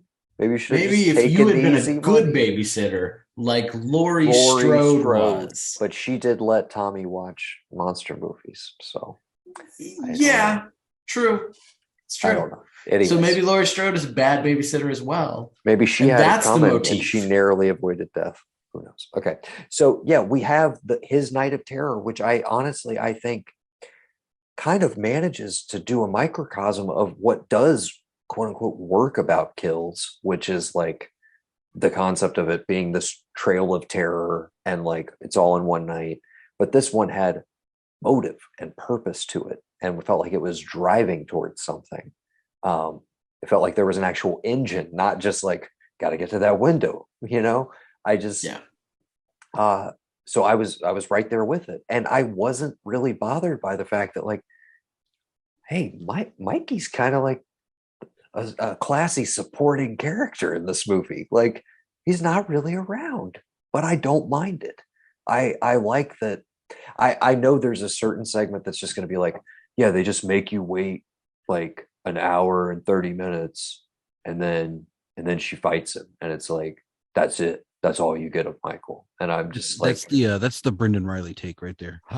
That's our friend who saw it with us as well in the same theater. How could they play us true fans like this, man? Yeah. Like, I'm a Mikey true fan. They told us in all the marketing, Strode versus Myers, like, they're gonna duke it out for an hour and a half. And I'm just like, when did you ever think you were getting that movie? What did you think this was gonna be? Like, well, no, that's okay. That was my question earlier when you were like, the ending of her walking out towards him. What's that movie? What's the I don't read the room and I don't have the COVID break to say, I think I'm going to put too much in, Yeah. And so you get to make what you're going to make, because I would have loved it if all three of these were in the same night. And the last one was basically like, I got to go to him. I hid in my fortress. I got the town to help me. Nothing happened. I got to go to his house. But again, that once again, and a showdown in the Myers house would have been a cool way to bring that together. But the ultimate savior of this to me is that it redeems, like, why her? And ultimately the answer is it didn't matter. Like, that's my favorite thing about this entire reboot. It doesn't matter. Like, why did this guy do this? He's pure fucking evil. And that's what gets back to the original, but that gets so much back to the shape and the whole idea of it's not the man, it's not this corporeal form, it's not this guy you can wrap your brain around. It's just a force, it's a shape, it's something else, Oh, when she starts talking about, I think that works in Hate Teen and this. Yeah. Mm-hmm. I think Kills undercuts all of that by trying to shoehorn yet another motive on top of Michael Myers. Yes. When she went into the whole thing about, like, and I've heard Carpenter say it plenty of times about, like, there's the evil on the outside of the tribe that, like, you worry about coming in, but there's another evil, and that's what's inside of the people already sitting around the campfire. I was like, thank God that was actually put in a movie and not just some talking head documentary he was in, because this runs that line of like, you have this force that's like in your community. It's the terror from the outside because he wasn't there and now he's here. Oh, but he was here the entire time. He was in your community and he snapped on you, so to speak. And then you send him away. And so first chance he gets, I'm going back to where I was. I just want to go home, so to speak. He wants to come back out of the darkness around the campfire with the rest of the tribe. And Kills is basically the tribe saying, that's not happening, dude. And this is like, to me, more of a meditation on what happens when you maybe don't rile up the tribe so much, but you also maybe don't pay attention to like what's going on with the tribe inside of them, like what's going on, how nobody's checking in. And I that's why I appreciate the moments of her trying to reach out to Corey and being like, you want me to cut their tires or you want to do it? Like, that was a great moment. I'm still that bitch. Like, I'll still do laugh line. I don't give a shit, for sure. But and to wrap it up with like her, writing a memoir about it and having all these like expounding on different things, that I appreciated in terms of the idea of like, this is the finale, the catharsis, the final end of everything. And I mean, there's plenty more beats we can get to. I'm not rushing you guys, but like, I do want to talk about like what I have said you have to do in like every scary movie. It's like they went into my brain like possessor style and was like, oh yeah, we should do that, because like I've said from the beginning, just do that and you're fine. Like, just kill him the way that they killed him in this movie and you'll be fine. Well, I mean, I think we've hit a lot, and by all means circle back to wherever you need to, guys, but we've talked about like kind of the night of terror that leads up to, sorry. And I did want to circle back to the moment where he brings in the cop, the guy who Allison was seeing. But yes, Doug Dwyer or whatever the fuck his name was. But yeah, when he brings him in, it was one of the more interesting moments where I was just like, I've never quite seen this dynamic in one of these movies. Like a Halloween movie or like slashers of this type, where because they're not enemies, because they're allies, but Corey, the way he's positioned holding that guy, it's almost like he's feeling the sensation of being murdered by Michael, but not actually being taken. I don't know. That was a great moment. It was just the staging of it and everything. I was very struck by. I was like, what an interesting concept of like Michael stabbing you, but you don't have the natural terror of like, oh my God, I got to get away from this. It's like, well, you're just chilling there with a torso on top of your torso. This is fucking wild. Something I was very much staged like Renfield bringing food to Dracula. Yes. Or if we want to get grimier with it, some of the more deplorable scenes in Henry, Portrait of a Serial Killer with Tom Holmes holding. God. Okay. That's what it made me think of. Yeah, that's on my list. You still haven't seen Henry, Portrait of a Serial Killer? I still have not seen Henry, Portrait of a Serial Killer. It's okay. You've saved yourself a disturbing evening. Yeah, you're not missing anything but a bad time. Good bad time. What the hell are you doing? Well, I'll watch it again. Oh my God. One of the most fucked up lines in the history of cinema. Okay. Let's move along.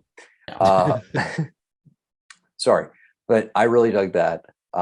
Just thought it was interesting, just interesting staging. And then we get these kind of like brutal, sporadic kills. And then eventually Michael's kind of like back in play as well. We get down to business basically, where I knew where it was going. She has the showdown with Corey. Of course, Allison, comes back at the exact. But sorry, I'm flash. No, I'm doing too fast. No. One thing that I just love that I don't know if anybody caught, when he comes back and basically takes his mask and he's like, "You're just a man in a mask.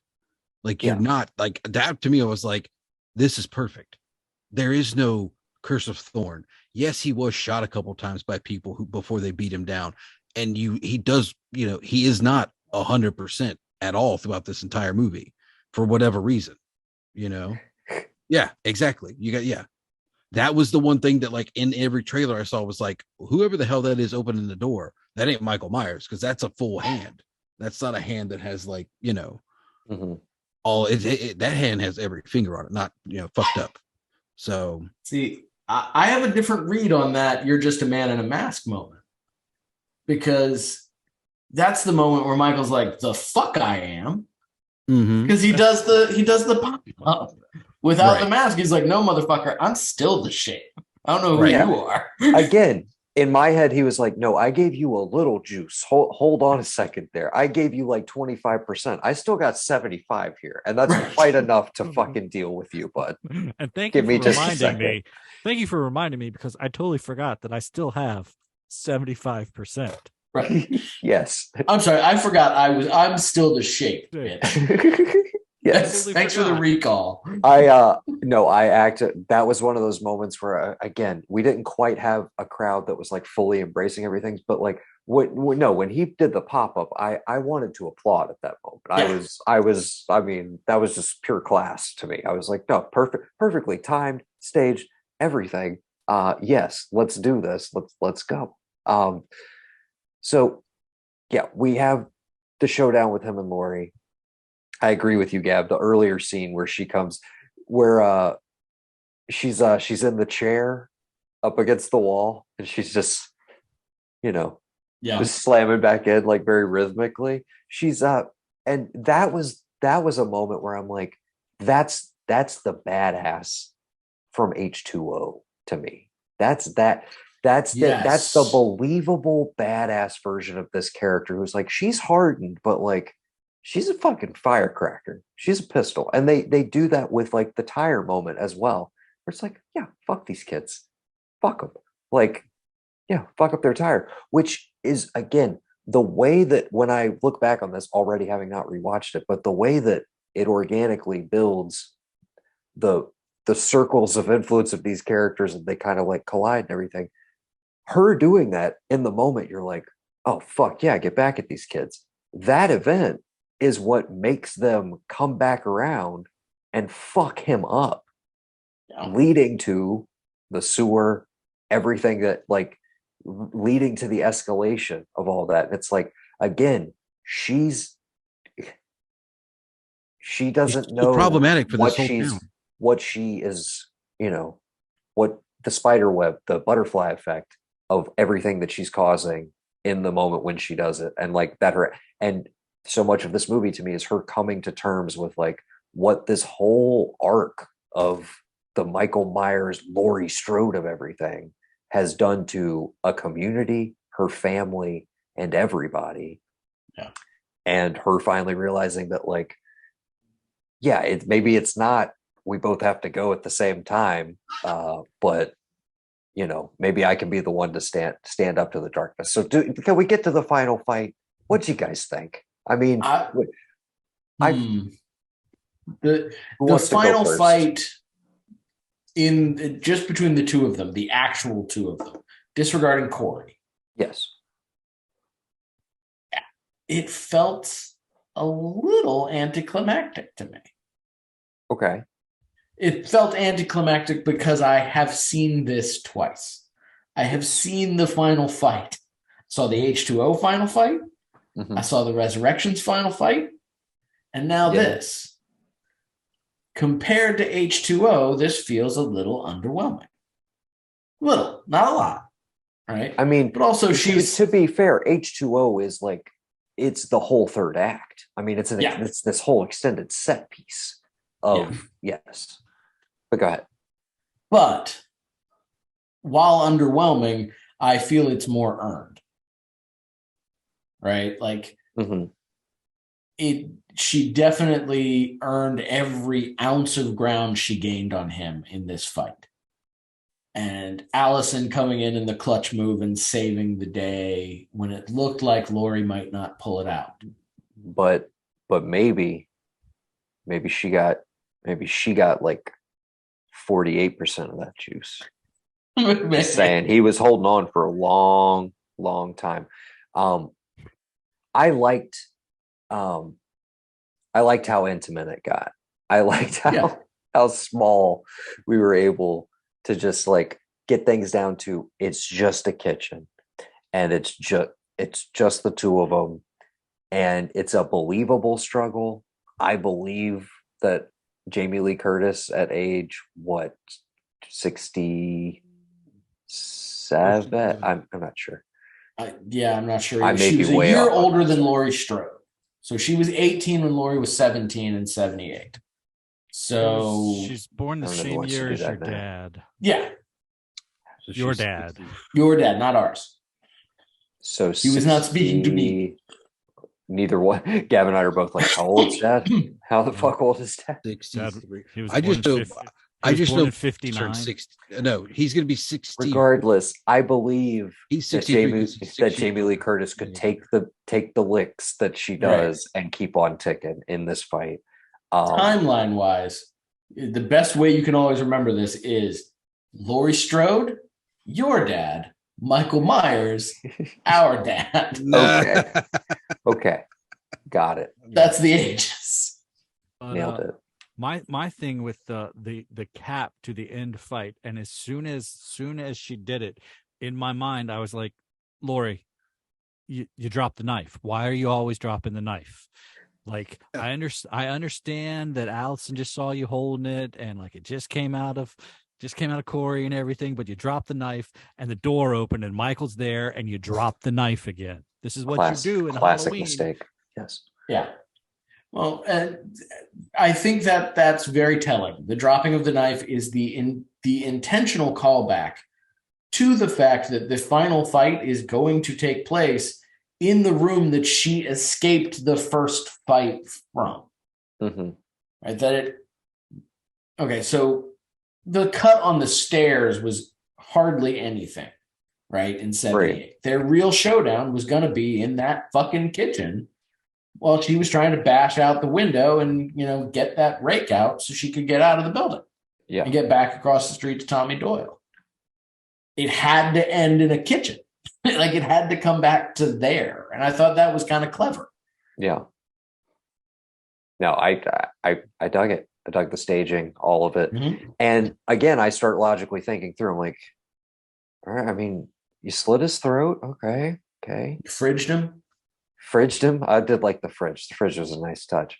I was like, okay, we're bleeding him out, but I'm like, I mean, this guy's taking a lot of blood loss. Like, let's be real here. Let's be real here. So I love that Allison is the first one to speak up and be like, not dead enough. Oh, yeah. Like, when she said that, it was just like, no. Like, no, hold on a second. Evil dies tonight. I just want to be specific. Tonight, guys. I don't know. We got to get this done tonight. We got to wake up Omar Dorsey, the most underused man in this entire franchise. Right? Wake up Omar Dorsey, get him out here, throw on the hat, and get everybody out of bed. We got work to do. Let's go to the junkyard. Okay. As soon as she said it, though, I knew where they were headed. Like, the second she was like, not dead enough, I was like, fucking thing was Chekhov's fucking smasher. Tiny little part of me was I thought he was going to wake up and grab her and pull her in with him. Honestly, something like last minute scare. When they're driving in though, part of me was like, are they gonna like drive the car into the compactor and like leave him in the body? And then I'm imagining a last shot where it's like, instead of hearing Bad to the Bone on the radio, instead we just hear coming from this giant wad of metal, and like that's the note he decides to close out the trilogy on. I'm sure nobody would have had an issue with that at all. But no, as soon as I was like, oh, grind, I was like, that's pretty effective, because I've always just been like, well, you got to cut his fucking head off. Period. End of statement. That's the one thing I don't think we've ever done to him, other than H2O. And spoiler alert, yeah, we got the wrong man. We got the wrong guy. So you can't spoiler alert a 22-year-old movie. Sorry, 24-year-old movie. It's baked into me at this point where I feel like I always have to say it. But I mean, spoiler alert, I was the flood's coming and Noah built an ark. Right. It's true. Okay. the essential the shredder, the meat grinder, whatever the hell we want to call it. I mean, I liked that we're just gonna put a fucking fine point on it, but we're still gonna have a nice little, what I thought was just a chef's kiss of a denouement after that. I felt like the movie could have cut to credits after seeing his skull pop. Like a fucking jack-o'-lantern being smashed on the ground. Where did mask it? Final look at Laurie, and then I think we could have cut there. And I'll be honest, when we started hearing the voiceover of her book again, I was like, "Be careful." I literally was like, "Be careful, David Gordon Green. Like, don't, you have all my good graces." I was like, "This might be one step too far. What are you doing here? What the fuck are you doing?" And then, sorry, you guys can jump back whenever you want to, but I'm going to the end of the movie. Oh, I think you're going where I would go, so keep going. Okay, and then we get to, first of all, Hawkins comes back. I still, one of my other big regrets, along with Omar Dorsey not getting enough play across this franchise, is I love Will Patton so much, and I think he's great as this character, that I just want more of him. I want more of him throughout this. That's one of the big, like, give me the Hawkins cut. Just give it to me if it's out there. Well, that was the biggest mistake of Kills, is sidelining both of them. Like, what a weird decision. And arguably, I mean, some of the scenes this is the payoff of that. It is, and that's why, again, that's the best part. That retroactively really worked for me. But no, him coming back and them having that great, I was like, no, okay, I did want this. I was like, I didn't know I wanted it, but I did want this. I'm glad you did it. Okay. Yeah. I believe I said that last night. And then to do the cut arounds, to do the classic mirroring the ending of 78, but it's daylight now, and showing those rooms again. And I'm like, oh, this just feels right, man. It's like, brighter day, the evil has passed, whatever. But then we get that fucking final shot. The very final shot is the mask on the table, right? Right. And then fucking Don't Fear the Reaper kicks in, and I'm having this dueling thing of like, genius music cue, perfect, great way to end this trilogy. I love it. I love the choice. But I was like, but seriously, did 48% get into her, and like, why is she keeping that mask? I said to you last night, I was like, they couldn't have thrown that in the shredder. Yeah, exactly. That's why I was like, been done with all aspects of this gentleman. Like, why we got to keep it around? And then, sure enough, it's just sitting there, the final shot, and I'm like, I don't know. So yeah, obviously, I don't want any more of these right now, and I don't want any more Jamie Lee Curtis. But I was just wondering, how did the final moments play for you guys? They played beautifully for me. Like the idea of her cut-arounds to the locations she was in instead of the locations he was in was brilliant. And the mask didn't really feel like an ominous thing to me. In fact, my first thought when I saw the mask is, okay, that's the Halloween 6 box getting ticked. Because if you look at the franchise, it is just a series of, okay, I'm referencing this here and this here and this here. And I'm like, that's the Halloween 6 ending. The mask is just on the ground. It's cool. Didn't occur to me until you said it that, that might be an intentional ominous thing. Again, no, that is not, to be clear, that's actually not how I read it in the moment. It's only when we finished the movie and Gavin's like, I give it 5 years. And our mom, who just, doesn't want to let this shit go ever. Never wants to let anything go. It's so adorable. It's just immediately like, but they could do, and she's brainstorming immediately. And of course, so I'm just like, well, yeah, Mom, I guess they could have been setting that up all along. That's not my overall take. The way I took it in the moment was chef's kiss. I'm almost in tears at the way you did the cut around. Yeah. I thought it was just beautiful. And then to have Blue Oyster Cult as a callback that also is just the one licensed song in the exactly. And to be just the perfect song for that moment, and the moment that thematically the movie has built to at that moment, I was like, this is perfection. This is the best send off I think you could have done for what this was. I was incredibly satisfied. I looked at it as like, especially with the mask, I was like, oh, okay, yeah, every killer takes a trophy. That's Laurie's trophy. That's a way to look at it. I was like, on the darker subtext of like, she defeated evil, but there was nothing that, yes, she is different than him, but no, she's not. She has taken a life. He has taken many more than her, but there's nothing separating them two now. She has come full circle. It's like, yes, I was the victim, but now, like, you know, the whole fake out with the, did you think I really shoot myself? All this, she stalked somebody. She didn't kill Corey, you know, but she killed her boogeyman. Well, there is the line in the movie that someone says, "You are Michael Myers." And she stalks Corey. She's in the background looking at him. Yep. And like, in a way, to defeat Michael, she had to become Michael. Right. Well, I mean, there's also the look away at the chair, right? He looks away for 1 second and she's gone. I thought Michael Myers her way out of that scene.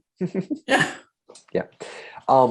I thought he made all that up in his mind. Like, he was going crazy moment. Oh, and could be read that way for sure, honestly, and wouldn't really affect. Had she not acknowledged it, had she been like, I don't know what you're talking about, I never threatened him, that would have been more of a cue for me to be like, oh, that dude's going crazy.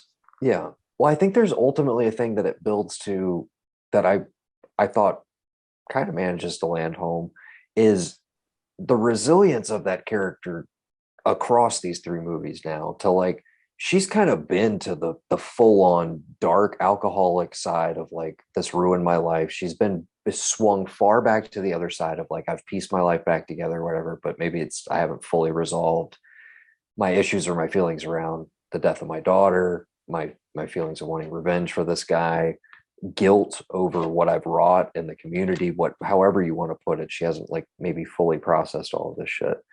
And the resilience of the moment that you know, I don't think anybody's sitting there in the theater going like, oh my God, she's gonna kill herself, and it's interrupted by, you know, that whole beat is kind of a total whatever moment, but leads us into that whole confrontation with them. But I think there's the whole aspect of like, you've seen a character who became corrupt, like truly corrupted by Michael, who's had a trauma, and then, you know, basically feeds into the evil, lets the evil in, essentially. And the feeling that I get at the end of the movie is like, I feel comfortable with her being the one who's keeping it at bay. That like, if it is in her, essentially, that I trust her to like, she's worked her shit out at this point where she's going to keep it together. And like, if that's the last source of the evil in Haddonfield, like, it's okay, because she's not going to turn into a murderous version of, she's not going to be the new female Michael, even though our mother really, really wants that to happen. Can I read you her text exchange? Earlier? Absolutely. Okay. If you want, you can get her some comic books from the late 90s, early 2000s where that happened. We should definitely do that for Christmas. Like, we should, for sure. Okay. Well, we got to do that. We got to do that recreation. So this is from Kathy Blanchard, the woman who showed Gavin and I Halloween 1978, many moons ago. Okay. She's bored easily with cherry blossoms. She kind of misses the excitement of the fight. The mask is just lying there on the table. Is it speaking to her? Question mark, question mark, question mark. There are a lot of really shitty people walking around, taking up space, who have done terrible things to good people. Jamie Lee Curtis as Michelle Myers, the Avenger. ... She said she would never play Laurie Strode again. Just saying. That's where Mom left it. Well, see, that's sort of similar to Jason what I think Blum, call us. Call my mom. call my mom. God. My continuance of the franchise, similar. Mm-hmm. This is dead. There's no more in this timeline. We cannot do this. No more Laurie Strode. No more Laurie Strode. Agreed. We've ended 2 different Laurie Strode's involvements with Michael. We're done. We're done with Laurie. Unless it's Scout Taylor Compton. Okay. If you want to go with the theatrical ending where she's just in an institution, you could spawn off of RZ's 2 if you want to. Technically. What if that's the move? What if they're like, hey, Rob, RZ3, baby. You want to do one more? What the hell? What the hell, man? You want to come back? No, I don't think so. No, probably not. But if we've already decided that we can just, pick a random movie in the franchise and just erase everything that comes after it, let's just erase 5, 6, and just 5 and 6 because H2O erased those 2 already. Let's just pick up with 20 years, 40 years after fucking Halloween 4. Okay. So Scout is now Jamie. Is that what you're telling me? No. Danielle Harris is Jamie. Halloween 4. 4 years after the continuity of 4. Laurie is dead. Died in a car crash. She has a daughter, you might remember. And the last thing we saw of her is she stabbed her stepmom, her adopted mom, or whatever, whatever she was, foster mom, with fucking scissors. Mm-hmm. And she's been in an institution all these years. Jamie Lloyd breaks out. I can see it now. Okay. And I'd watch the shit out of it. Bridging off of that and going into the real world application, there's been this kind of feud going on between Danielle Harris and the Halloween producers because it didn't come to her to play the daughter, and she's been speaking out about it on every chance she gets. Scouty's been speaking about it. Whoever was planning the red carpet premiere decided that they really needed to pacify the entire fan base because they invited Danielle Harris and Scout Taylor Compton to the premiere of Halloween's for photo ops with Jamie Lee Curtis. So for the first time, Danielle Harris met Jamie Lee Curtis. Oh, wow. And supposedly they I don't know if they followed through, but they were trying to set aside time because Scout and Danielle have a podcast to interview Jamie Lee Curtis. Sorry. Danielle gotcha. Harris. Well, I look forward to checking that out for sure. That would be dope.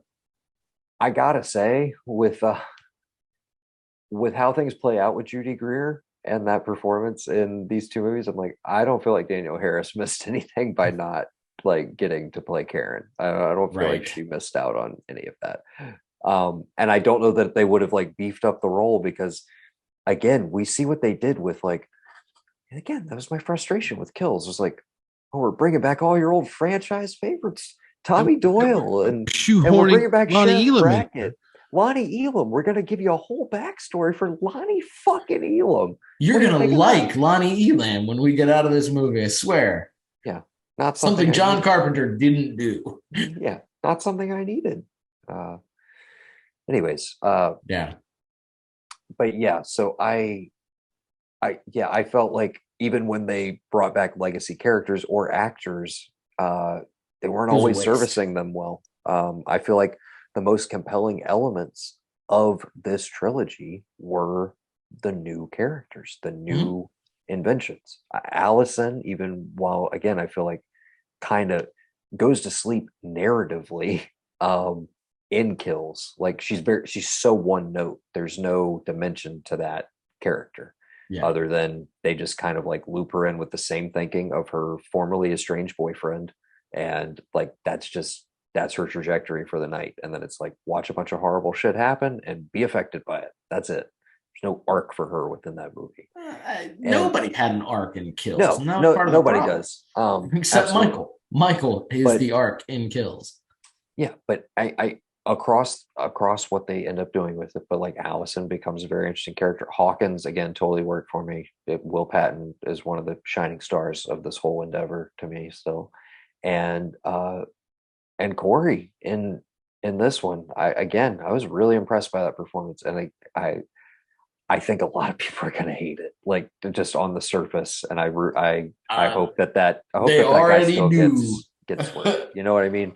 I hope it doesn't affect him getting other opportunities, because I know people are going to be shitting all over it and not being able to separate the character and the choices the movie is making from the fact that that performance is doing exactly what is required of that character. So is he going to be a priest in The Exorcist, you think? Maybe throw him a little bone. Maybe sorry I did that to you for your first go round, but come back. He does like to pull people in. I did love that one of the like more recognizable Eastbound and Down and Righteous Gemstones extras was just the meat guy when Hawkins is in the grocery store. Those famous David Gordon Green extras that he just like loves to pluck real fucking people. Go ahead. Sorry, Patrick. I don't know if I said this in the course of this, and stop me if I have. My friend Grant stunt doubled Danny McBride in Eastbound and Down. Oh, you had not mentioned that. Very cool. Cool. Yeah. Dope. Yeah.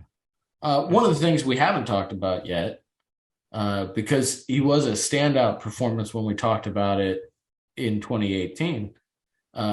Who was really happy that Julian got to come back? Oh, that was a chef's kiss moment for sure. And tying it back into like, because that's another thing I didn't like about Kills. I see Julian's in the cast, and I'm like, oh, dude, we're gonna get to spend more time with that kid the night of. Like, this is gonna be great. And then he's on a newscast, and he gets like half a line. Like, I was very frustrated by that. One of the many frustrations of that movie. I was just like, oh, a character I do want to spend more time with, and no, you're just populating it with a bunch of assholes with pitchforks, basically, that I just like are just a mob, like literally just a surface level. Mobs are bad, like avoid mob mentality. The whole idea that they're just like, I don't know. It's been so much time trying to convince you that like this is the greater evil, and I'm like, no, Michael Myers is the greater evil, guys. He's the bad guy. Don't forget who the bad guy is. If you had a fuller fake out, because we haven't had a fake out this entire series. There's no like, oh, he's walking away, and oh my god, I didn't see him, and Bennett Tramer gets burned up, and then there's no fake out of like, oh, okay, yeah. There's so many Michael Myers and we're chasing him around. That would have been the time to do a fake out and have it as like, we thought this was this guy. It's not, but like, it's not, but not like like we got it where like, it's the mob mentality of like the patient, more so like somebody decided that they thought it'd be funny to dress up as Michael Myers 40 years after what he did to the town. You mean Ted Hollister? He was just walking his dog. Okay. He was just walking his dog. In the original script, it wasn't even Ted Hollister. It was his dog, but they felt that wasn't enough. It's Ted Hollister. Great delivery, dude. You crushed it. Okay. Any final summation thought? I feel like we did naturally kind of round into what we wanted to, we managed to talk about Kills a good bit. Yeah. In rounding into this, and I think than it deserved. I'm very shocked and very pleased to say that I came away from this whole, and it's been a bumpy ride, but the ultimate moment it got me to, this whole trilogy, I think was worth the time and the effort in a weird way. I feel like it's finally worth the time. Like, I have been questioning the existence the of entire enterprise. Thing. Yes. the whole fucking time. I'm like, but why do we? And what do we? But I think this one proved that it was worthwhile. And again, oddly, this will be the one that people will be like, oh yeah, they killed the franchise for like 10 years. People hated that piece of shit, right? It will Seems like those are the movies that I love. Yeah, exactly. And this immediately just jumped to, I was like, dude, I was like, yeah, a lot of people are going to hate it. But the same people right now who are like, oh, it's fucking dog shit, hated it, Michael was barely in it. Like 2 years from now, we're going to be like, what's secretly the best movie in the franchise? Yep. It's Halloween. It's Halloween Ends. I loved. We call those people hipsters, Noah. Little quick side note. I just loved the title font for this one. We didn't talk about it. Yeah. I loved the blue one, black. It reminded me of 3 a little bit, right? Oh yeah, definitely. And it also just reminded me of like it just looked like David Lynch, like type Lost Highway-ish credits, and I was like, this is a little different. And then I liked Halloween Kills. We got the mini pumpkins. I don't think you'll ever top the Hate Teen reconstruction. Yeah. That was just for sure. That was a great way to start things off. But I did like the multiple pulling, just like the tearing out of one, and all of it building to a faceless one, which I thought was very fucking interesting. Really liked the title. And we didn't really shout it out at any point. I don't know that there was a definitive like, oh my God moment like there was with The Shape Hunts Allison in Hate Teen. Yeah.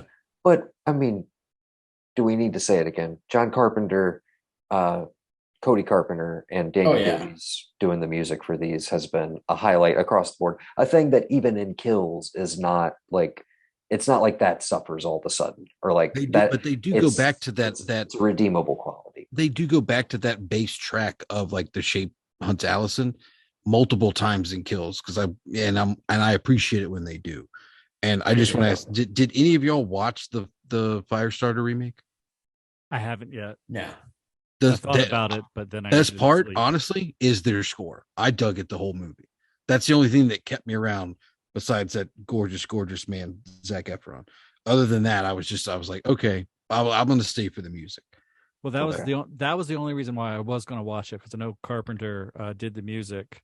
You guys, there's this whole history, because he was supposed to direct Firestarter back in the day, and then something went overtime, and there's this whole weird window between 80 and 84 where Carpenter is slotted to direct a whole bunch of movies that never happened.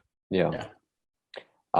It kind of would have been cool if he decided to come out of retirement to do this remake one, because I'm sure it would have been, maybe a little better than whatever that movie is.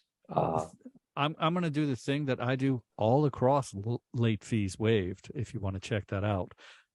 This movie, if the Thursday night take for box office counted for Thursday, it is more than the top 10 put together. It made 5.4 million last night. Nice. That's a pretty solid trend. So I assume we're looking at about 25 to 30 maybe, which in this economy, and in this state of the current U.S. domestic box office is a huge win if that's what we're looking at. To note, Smile, an original horror movie, has been number 1 at the box office for the last 2 weeks, and is also just notable because it like had incredible audience retention. People want to see a horror movie right now, and I think something with way more name recognition, and even one where it's like, maybe I wasn't so hot on the last one, but this is the last one. We'll go check it out. Everybody's in the mood. I think it's going to do very well. But I'm interested to see what the drop off will be like after people start talking to their friends about it. Because I feel like the casual fan that goes into this is going to be very upset and not know what the fuck is going on. Yeah, I agree. I mean, this is for the enthusiast. It really is. And that's where at the end of the day, I felt like so much of the nods towards the franchise and stuff in Kills, and even somewhat in Hate Teen, felt just like very surface level fan service, where it's like, oh, you're doing a cutesy little nod to the thing I like. Okay, I know you like the same things I like. Okay, or whatever. This was the first one that felt like, oh, but we're friends now. Like, right. You were I wasn't sure about you. I wasn't sure if you vibed with the franchise in the same way I did initially. Like, maybe you like 4 a little too much. It's not even franchise. Maybe you're a 3 guy. It's kind of that thing where you're like, I don't like, I'm feeling you out. And by the end, I realized I was like, no, you were one of us all along, because this movie feels like the daydream of like, what if they just had some balls, dude? What if they just got weird with it? Right. What if they really took some big fucking swings with the franchise, the characters, the mythology, all of it, And then, it feels like a daydream that actually paid off. It feels like a fan film of the highest order. And I mean that with huge compliments. Franchise that has like 10 to 12 fan films of it made like every year, I'm just like, it feels like that writ large, and to me, extremely well executed. What a fucking great time at the movies. And I loved that some of the nods were to the shit ones. It was that made me happy when it's like, hey, did you like Barry Sim before he got stupid and came to the Haddonfield College? We're gonna do that for the whole movie until this dude gets fucking murdered. Okay, I don't know. I don't know if this is fully thought out. It's just been cooking in the old noggin. Maybe you guys can help me think through it a little bit. But I was going to come in with this super hot take that it's like, no, you see, Gordon Green was actually a Kaiser Soze-esque genius all along. And you know what he was doing? He was making a trilogy, you see, that encompasses the entirety of the Halloween franchise as we know it up until this point. He starts with a film that feels very beholden to the original, that is full of callbacks to trying to put us in the vibe of that. And then what do we get with his sequel? We get something that's kind of devoid of any interesting characters, kind of just filled with a bunch of set piece kills, kind of just runs around in circles for quite a while or whatever, kind of introduces some convoluted, complicated backstory elements and a lot of side characters that we maybe have a surface level bond with, but maybe they do weird things like, I don't know, kill them off at the opening of Halloween 5. It's that where it's like, oh, Tommy Doyle's going to be a character in this? Oh, he really didn't amount to shit. And we just killed him in a montage with a bunch of other people. Yep. And Lindsay Wallace, she's a good hider, I guess. And she's good at drinking wine, I suppose, but okay. So Kills is kind of that midsection glut, also mirroring the 80s horror in general of like, it's all gore, it's all effects. We're just going to shove it in your face. This is what you want, right? You just want more of this shit. You don't care about having a good story. Fuck you. Like actively antagonistic towards its audience, arguably. Okay. And that's kind of where, I know 4 has 2 huge fans on this cast right now, and I'm quite a big fan of it myself. I'm more referring to kind of 5 is where we get off the rails or whatever. And the hints of weirdness, if you will, the season of the witchiness honestly comes in Hate Teen in the character of like a Sartain, who's maybe a little more like, is this dude the villain? Like, is this guy a weirder villain than the guy in the white mask? And so, anyways, I'm getting off track. But we come to Halloween Ends, and it's like, what if we took a wild swing? What if we gave this to like a guy you wouldn't expect for some of this shit? What if we gave it to Rob Zombie, and he just kind of went weird with it and kind of did his own weird thing with it? And it's weird that this one is the one that I'm like, this feels like the most David Gordon Green ass Halloween movie of all of them. This feels like a David Gordon Green slow burn character drama about a kid who has a really traumatic event that he doesn't know how to deal with, and he's walking the line of, am I gonna succumb to the darkness inside me and take revenge on people that have quote unquote wronged me, or am I gonna find the better side of myself? And then that is just slid perfectly into a Halloween story. But to me, it feels the most, independent of the franchise, but also so true to the franchise at the same time. It is an enigma, and I loved it. I will shut up now. Sorry. No, I think the Kaiser Sose argument can be made here. Because aside from the framing story, a lot of it is paint by numbers with the beats from the other movies.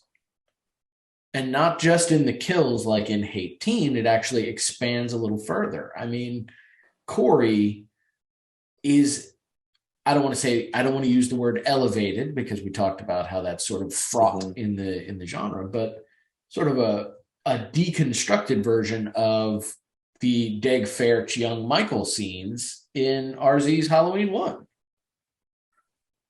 I mean, it's the same struggle. Mm-hmm. It's just we relate to Corey a lot more because it's an external factor that happened to him, not the nature in which he is born into, unlike young Michael in that film. But it's very much there. And these little pieces along the way are all I think you could probably point to every single film. Get some form of love. Something. For sure. And that's maybe what, Resurrection. Yes. It's the only one I can't think of it for. Can't really point to any there. But that is my, to branch off for 2 seconds, but that is my Matrix Resurrections type reaction to this franchise as a whole, where I was like, oh, you said everything mattered. Like, it mattered to me that you made everything matter. Like, right. You did even the good and bad, like, you found a way to all kind of like, hey, but we love these movies, right? And yeah, it managed to have nods to pretty much everything except for the one that we all pretty universally disregard as like the true bottom of the barrel. Yes. I'll be right there. Well, even that, you could argue you could make a case that some of Laurie's behavior in Hate Team is similar to her in hiding behavior in the opening sequence of Resurrection. For sure. The only resurrection that fucking matters. The first 10 minutes. Making traps from Michael. There you go. There's that is a clear connection point you can make.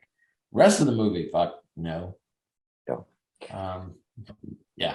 I mean, the logical thing for Resurrection is the fact that Big John and Little John are like in his home. If you're going to relate it to the entire franchise being these three movies being a meditation on the franchise as a whole. Oh yeah.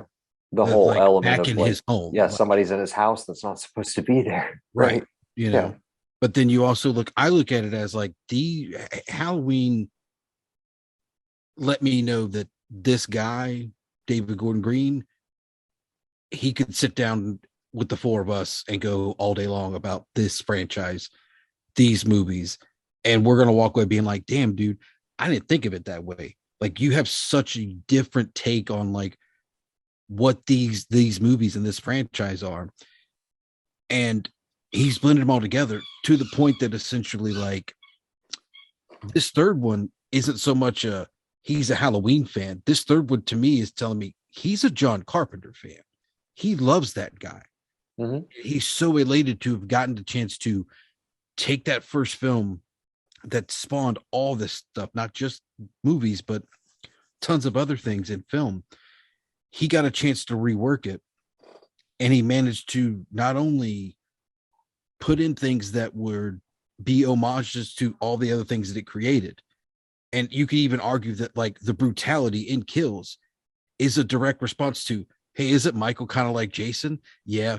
Didn't we kind of make Jason because we were first? Yeah. But somebody over his shoulder is going to be like, what about Black Christmas? And they're like, hey, easy. Don't worry about that right now. Yeah, I would be that guy. But you could argue that like as a whole, yes, these are all like homages to the franchise as a whole. But this third one definitely to me is like it's just showing you how much of like a John Carpenter fan he is in general, like not just a Halloween fan, but at whole. Because like I said, there's the Christine reference. There's multitudes of other little things that I'm sure if I go back and look at it again, I'm like, okay, that's something I'd like to go back through all of them and look for. Is like look outside of that he's pulling from, that he's like actively trying to show you like, yeah, not only do I love this franchise, but I really like. I don't know if he's come out and said anything about like people who he was influenced by or people who was this guy, like, but I can't imagine that Carpenter wasn't at least one of his inspirations on some level. I feel like he's such a shared thing with a lot of people who do film in general, not just horror movies, but like, it's kind of like hey, I did Halloween because not only am I a huge fan of that franchise, but I'm a huge fan of John Carpenter. And if that guy's not going to make a movie anymore, I'm going to like do my best to, showcase, his original, an extension of his original idea as well as an extension of like other brilliant movies that he's made that like I'm, gonna try and put little pieces in these films to like, oh, why do I like that? What do I know? Oh, that's a nod to this thing. Oh, that's a nod to Christine. That's a nod, like all these little, these little things here and there that like, oh, okay, yeah, I get it. This guy really likes John Carpenter and he really loves Halloween. And at the end of the day, that's all I'm looking for. Because I'm not saying, like I said, I don't think Rob Zombie doesn't love Halloween. I feel like these guys, not just David Gordon Green, but the group that put this together, they're essentially us. Like they're the four of us that got, wrote a treatment, got a chance, and they didn't. Well, I think notably, yeah, it also does feel like 5 or 6 guys all like, well, this is what I like about the franchise. No, this is what I like. And it feels like all those influences kind of fighting. And then I look at Ends as like, well, this is how David Gordon Green feels about the franchise and the note that he wants to bring it in on. And it felt like a big swing. And for me, a fucking home run. Any final thoughts, gentlemen, before we wrap it up? I think we have definitely done our due diligence in exploring what works about this movie and what made it so satisfying as huge fans of the franchise. Yeah. I'm not saying we have to rank now like where it's sitting for you. I definitely want to do some more rewatches. I already know I'm like, it's not going to be diminishing returns with this one. Like I'm so excited to jump back to it. Like right after this is over. Side note, please text me your Peacock login information. Moving along. I don't know what the rating is yet, right? But it's up there. It may be number 2. It may be number 1. I don't even know how you could say that. But that feels like we would have to have a whole conversation. It feels like a more cohesive film than Halloween. It feels like it has more themes. It feels like it has a more developed act structure. It feels like a more complete unit than Halloween. This is why I say somebody who's been working longer than a 28-year-old making his second film. Exactly. Okay, gentlemen. But this is why I say we would need an entire podcast, because this is a separate conversation. This is the conversation about, is it okay when maybe this is the ultimate first debate for the Contrarian Cousin, but mark this down. There is literally an oral record of it, right now, an oral record of it right now. Okay. So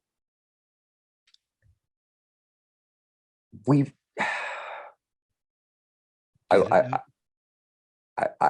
lost it, honestly. I got so hyped up. What were you just saying, Matthew? I was saying that this may well be the one that can exceed Halloween. Yes. For me. That the separate debate is, when is it okay to say that a sequel in a franchise has officially surpassed?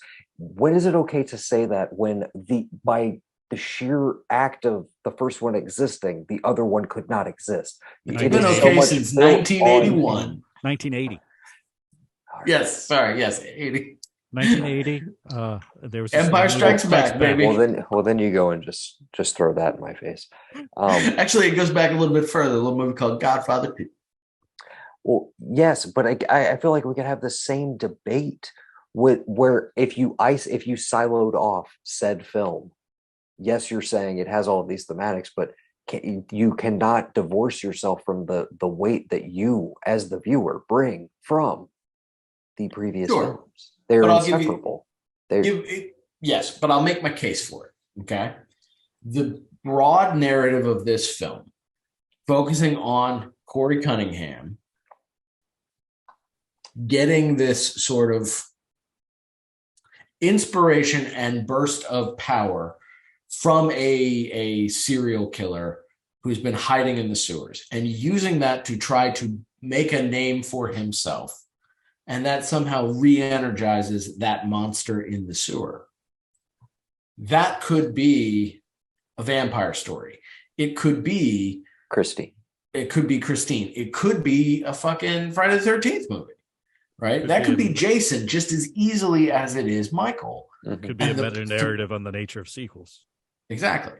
It could be a Scream movie, for fuck's sake. Yeah. Right? And the core narrative wouldn't be affected. You could have almost the exact same movie and it's Ghostface down there in the sewer and not Michael Myers. Mm-hmm.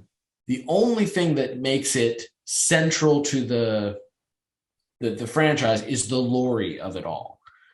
And you could spin a story that does the exact same thing with another actress in that role.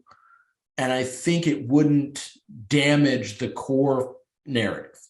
Mm-hmm. You just wouldn't have the payoff at the end with Michael and Laurie finally ending it definitively 24 years after they last tried to end it definitively. Right. So, and that's my argument, is that it's a cohesive whole that could exist unto itself. And it plays with tone in ways that John didn't quite have the capacity for yet, right? Like Halloween is very locked into this sort of one box, and it doesn't get out of that box very often. And as a result, the rest of the franchise doesn't really either. This one kind of opens up. I mean, we don't even get, it isn't even Halloween until third act. Oh, another thing that I loved was that things were escalating quite a bit in the run up. And I always love don't start it on the day of. That's why Season of the Witch is the best of the franchise, obviously, because we get like a whole week to chill out before Halloween hits. Actually, that's what I want to do. I want to go back and I want to see what day this starts on. And then I want to watch Halloween 3. And I want to see if we have the same runtime. I bet we do. But yeah, I'm not saying it definitely has overtaken Halloween in my mind, because Halloween holds a very important place in my heart and always will. And in cinematic history as well. Exactly. For what that's worth, I'm just saying. But we're just talking about our personal rankings, so cinematic history be damned. Yes. But I think this is the first one that can rival it, potentially. I'm not uncomfortable with that conversation. But I think there's some other movies that are in this franchise that maybe it has to do battle with before it gets up to that echelon for me personally. Well, I think that for me, it only had to contend with H2, definitely H2O, and 4. Yes. No, 4, I guess, would be my Season of the Witch, which I count which this one exclude Season of the Witch from rankings, frankly. Because it's its own thing. I don't rank it in with these. Like the Michael Myers get their own ranking, and Halloween 3 is on its own. Season of the Witch stands alone. Mm-hmm. But it easily vaulted over. Right. Exactly. Yes, I agree. Because if you don't, it's the second best Halloween movie. Yeah. But this one easily cleared H2O. And I think it cleared 4 and RZ2. All right. I mean, it definitely cleared those 3 for me. I need to see it again. Patrick, how you feel? I feel great. I feel like the last 4 years have made themselves worth it. Because I bought hard on H2O. I mean, Hate Team. We all did. Go listen to that episode. And then go listen to you guys kind of revisiting those thoughts like just a little bit later. And so much so, like I followed the production. I was fighting with people on a message board because there was still a Halloween message board at the time. Right. And like I was like there's no way it's going to make more money, even adjusted than H2O. Well, I'm happy that the message board died before I had to eat crow on that. like the code broke and they haven't been able to put it back together. But then like I tried to get on board for H kills. I'm like, no, I'm gonna stay back. I'm not gonna follow the production like I did last time. I'm not gonna be sitting there scouring all the clickbait sites and everything. And I didn't, and I was disappointed. And not because I didn't follow the production, but for everything that we talked about being disappointed about. Fucking Loomis scene. That's disappointing me. And sorry, I have so much pent up rage against this movie. Like one of my biggest problems with the other two movies is there's no difference if they aren't siblings. It has no effect on hate, teen, or kills, whether they're related or not. Yeah, a huge core issue. Absolutely. Thank you for pointing out. Yes. But then this movie finally comes along and justifies them not being siblings. Make it make sense, and they did. Yes. Yeah. And I told Matthew last night, I have not come out of a Halloween movie feeling this elated since Rob Zombie's Halloween 2. Absolutely. I've been fighting on the internet for 20 years for let's do something different.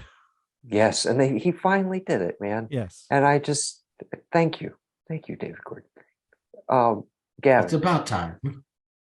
Host of this episode, bring us home. I think two very smart gentlemen made a comment about how fans wanted like a different kind of Superman, and they got it and they hated it. And then they wanted another kind of Superman, and they got it and they hated that one. So if anybody who is a fan of this film series is listening, keep your goddamn mouth shut. Yeah. Okay? Enjoy it. That's a great way to put it. Yeah. All right? Shut the fuck up, please. All right? If you have don't ruin it for the rest of us. You have a bad word to say about this movie, guess what? You're not a fucking Halloween fan. Okay? I don't care. Don't gatekeep. No gatekeeping. Okay, you're not. If you don't have anything to say nice about this movie, go find some forum that nobody gives a shit about, like Reddit, and say it there. Or Facebook. Facebook. Don't say it on Twitter. Where people write it on your goddamn live journal and shut the hell up. Okay. All I'm saying is, if you're a real fan, you write it on Dead Journal. Exactly. Dead Journal. Oh God. From the moment that I turned to my little brother in 2018 and we're like, we're fucking in it, bro. Like we never got this. We got Resurrection with Mom and then Rob Zombie. And it was great. And I loved those. But this one is still in contention. Just overall, everything included. I'm first viewing where it sits, where I'm thinking Halloween 18 and Halloween Ends are still up there in terms of just overall experience with it. Loving it. And it's going to take another rewatch to kind of appreciate Ends more, but I can say that like it is one of the, like it's way up there. I don't know exactly where it is. I'll have to figure it out because there are things about, the other ones that I like. I know we didn't talk about kills as much. Noah had a bunch to say about it. I wasn't in love with it, but I didn't hate it. I enjoyed it for what it was. And it's like I said, the movie's called Halloween Kills. And like, that's what he does. Even if it is to say, like I said a minute ago, I don't know if Patrick was in here. It's like, hey, didn't Michael Myers kind of start the slasher thing?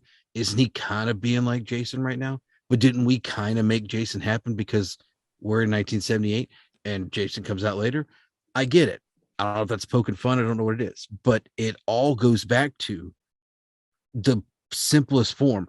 When you listen to anything that Donald Pleasance says about that character, the shape, Michael Myers, it is nothing to do with, he's already resigned himself that I don't give a shit what's making this guy tick, this boy tick. He is evil, and I have to do everything in my power to not let him out. It needs to die. I'm sorry. I was going to see who could get there first. I was trying, So I feel like that like it needs to die. Maybe it needs to die. Or the whole, this blank, pale, emotionless face. That was like written. Eyes. The devil's eyes. That was written like a doll's eyes. Those eyes roll over white like a doll's eyes. But like, I feel like that was written on someone's like like the head of whatever chalkboard or whatever they're doing. And they always just brought it back to it's what happens when pure evil gets in.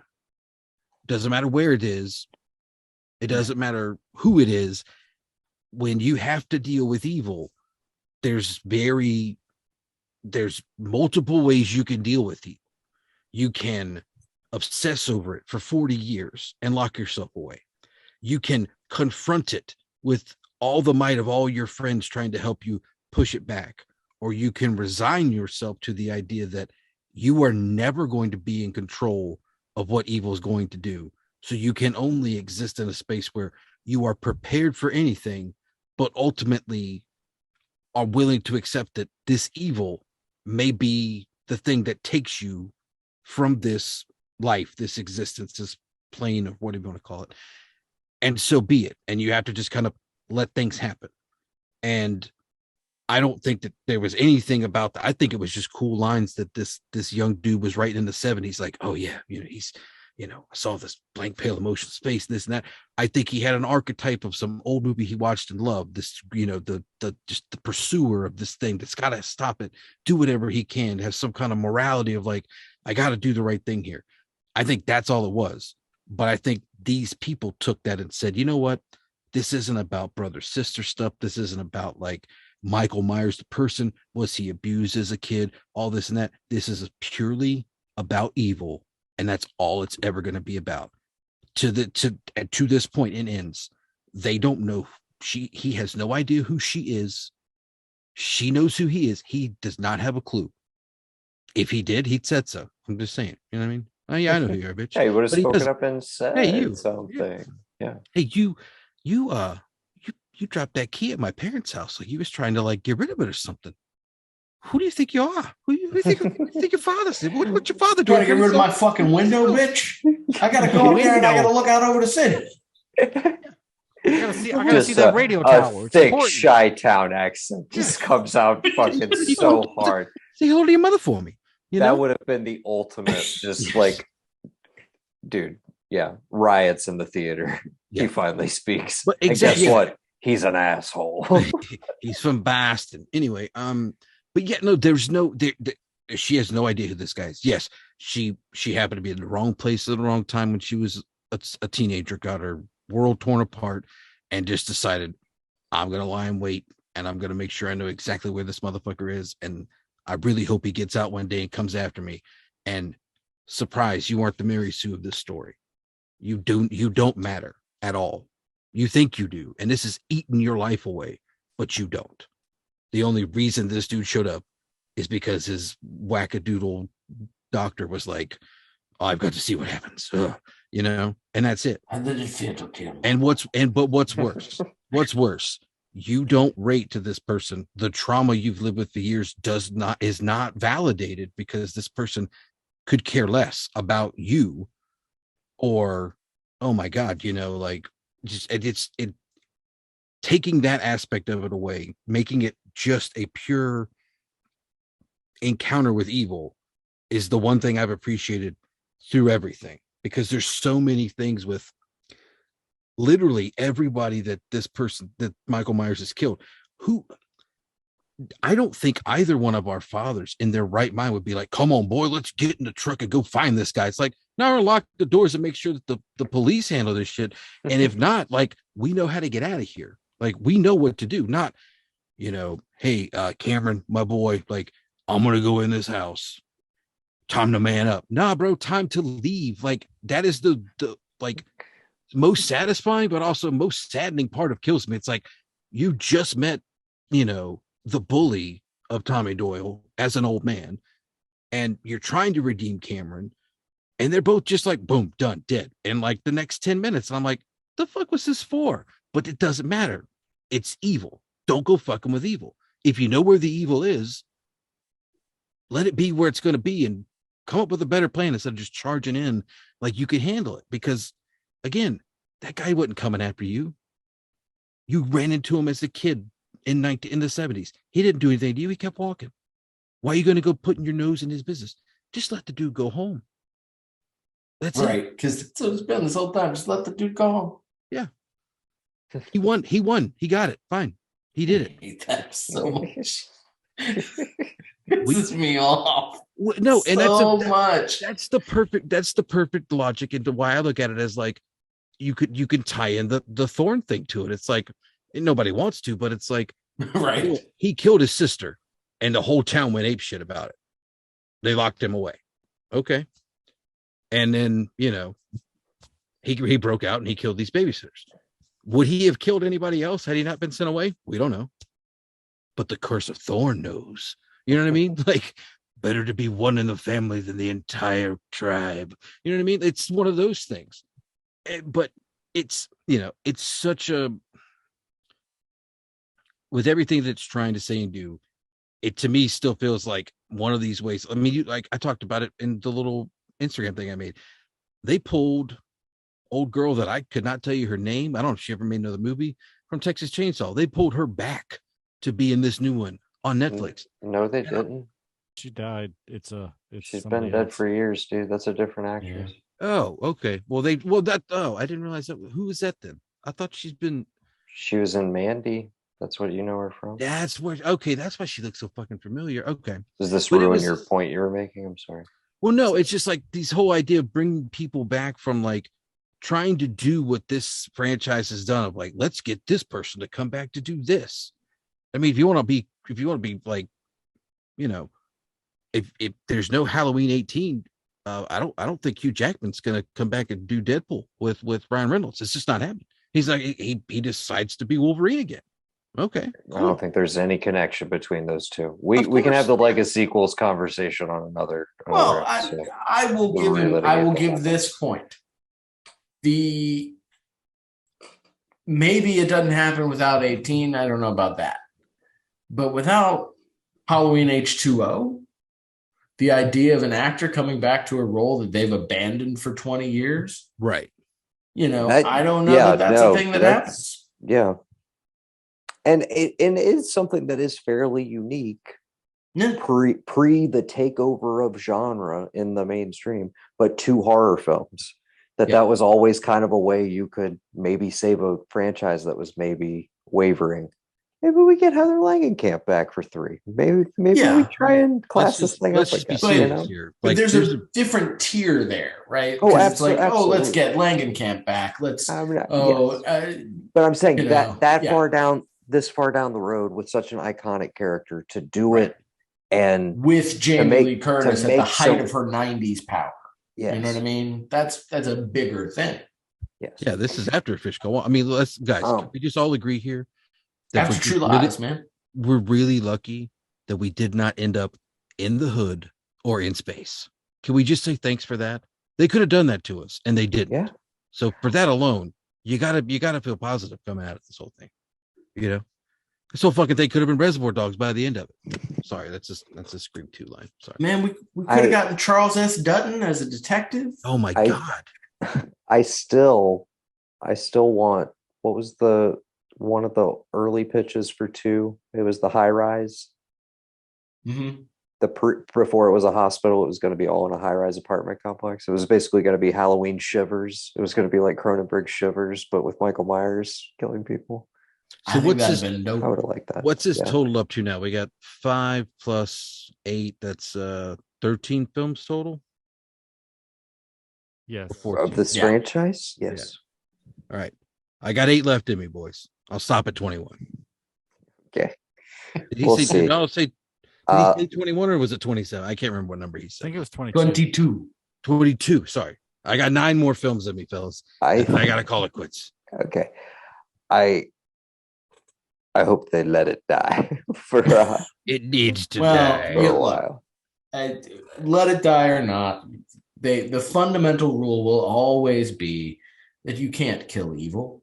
You can chop it up and bury it, but it's going to come back, and sometimes it's closer than you think.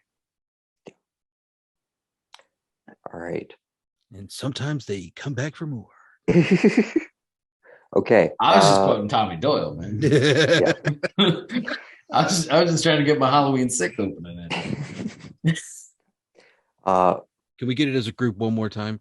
Evil dies tonight. Yeah, I was gonna say. Just remember, evil dies tonight. Guys. Pumpkin pies tonight. I think we cheese fries tonight. I think we maybe managed to kill it dead with this episode. We'll see. We definitely need to do this. Yeah, we'll see what happens. We will be back, and we definitely need to do this again very soon, gentlemen. I think the last time was what, Karate Kid and Rocky? Was the last time? Karate Kid and Rocky. Yeah, that was a good time. And this was a better time. That was before I have watched all of Cobra Kai. I had not watched any of Cobra Kai at that point. Now I've seen all of Cobra Kai. You know, Gavin and I. What do you think? It's fucking amazing. Yes. Okay. Such a great show. Okay, wait. So we're all caught up. Everybody's seen 1 through 5. Yeah. Okay, we'll plan it sometime in the near future. But Gavin and I have not talked about 5 in depth on the pod yet, and we haven't talked about 4 because we missed it last year because it hit like right on the New Year's cusp and everything. Oh my God, love it, love the shirt. But maybe that's our next endeavor. But that's getting way ahead of ourselves. We still have the rest of October to cap out. We'll have some more horror stuff headed your guys' way very soon. I know Gavin was hosting at the beginning, but I'm just going to wrap it up. Please do. Clean it up nice and tight. I want to thank the brothers Blanchard so much for joining us. Happy to be here. We could not let this landmark Halloween Ends go by without another all Blanchard review. This was one for the ages, gentlemen. I'm glad we all came in here super excited to do this and not quietly like, do I have to be the guy that says it wasn't good? Because that's why I think it worked out really well that y'all got a new cousin last year, because that's what that one was going to be. Truly, can we not shout out our new cousin for not having Matthew have to run away for too long, or ending it 20 minutes in? She has sort of woken up a few times, but not actually woken up. That's what I was. I've been watching her. Anytime you see me do this, I'm staring at the monitor to be like, "You can do it. The pacifier is right to your left. You can do it." Hell yeah! So yes, shout out to Rowan for allowing us to pod this whole time. Thanks for anybody who's made it this far. I think we definitely. We did all the nooks and crannies. I really feel like we put this thing to bed. We put it in a grinder and we ground up all the little bits. And then we gave you some where it could go. We kept the mask around. Yeah. So David Gordon Green, if you're listening to this again, you're welcome. We hope the check's in the mail. He's from the South, and so are we. Where's this accent coming from that you're talking to him with? That's my business voice. So I'm like, hey man, the check, or David Gordon Green, the check's in the mail. But if it's like, hey, the check's in the mail, you got to get a little oomph. He doesn't know what I look like, Plus, if I say it like that, and then he meets me, he just thinks that somebody else has said it to him. That's all. I'm off the hook. It's about maintaining the anonymity, absolutely, while asking for a check. While thanking like the him, IRS. Thanking him for ripping off our ideas on a podcast 4 years ago. I hope he listens to this, because he made a great movie, and I want him to know how much we all appreciate it. What a great note to go out on. Our mother even loved it. That's the highest compliment we can give a horror movie. Kathy Blanchard, seal of approval. Thank you to the brothers Blanchard, Mr. Matthew J. Blanchard, and Mr. Patrick. I always forget it's a J too, isn't it? Yeah. And Mr. Patrick J. Blanchard. Thank you so much, gentlemen. And to my own brother, I've been Noah. And I have been Gavin. And we've been the Blanchard brothers. And just remember, everybody, evil dies tonight. Let's get a clean one. Okay, I'm going to count it out. And just remember, everybody, evil dies tonight. I like it. Whatever. It needs to die. Let it die.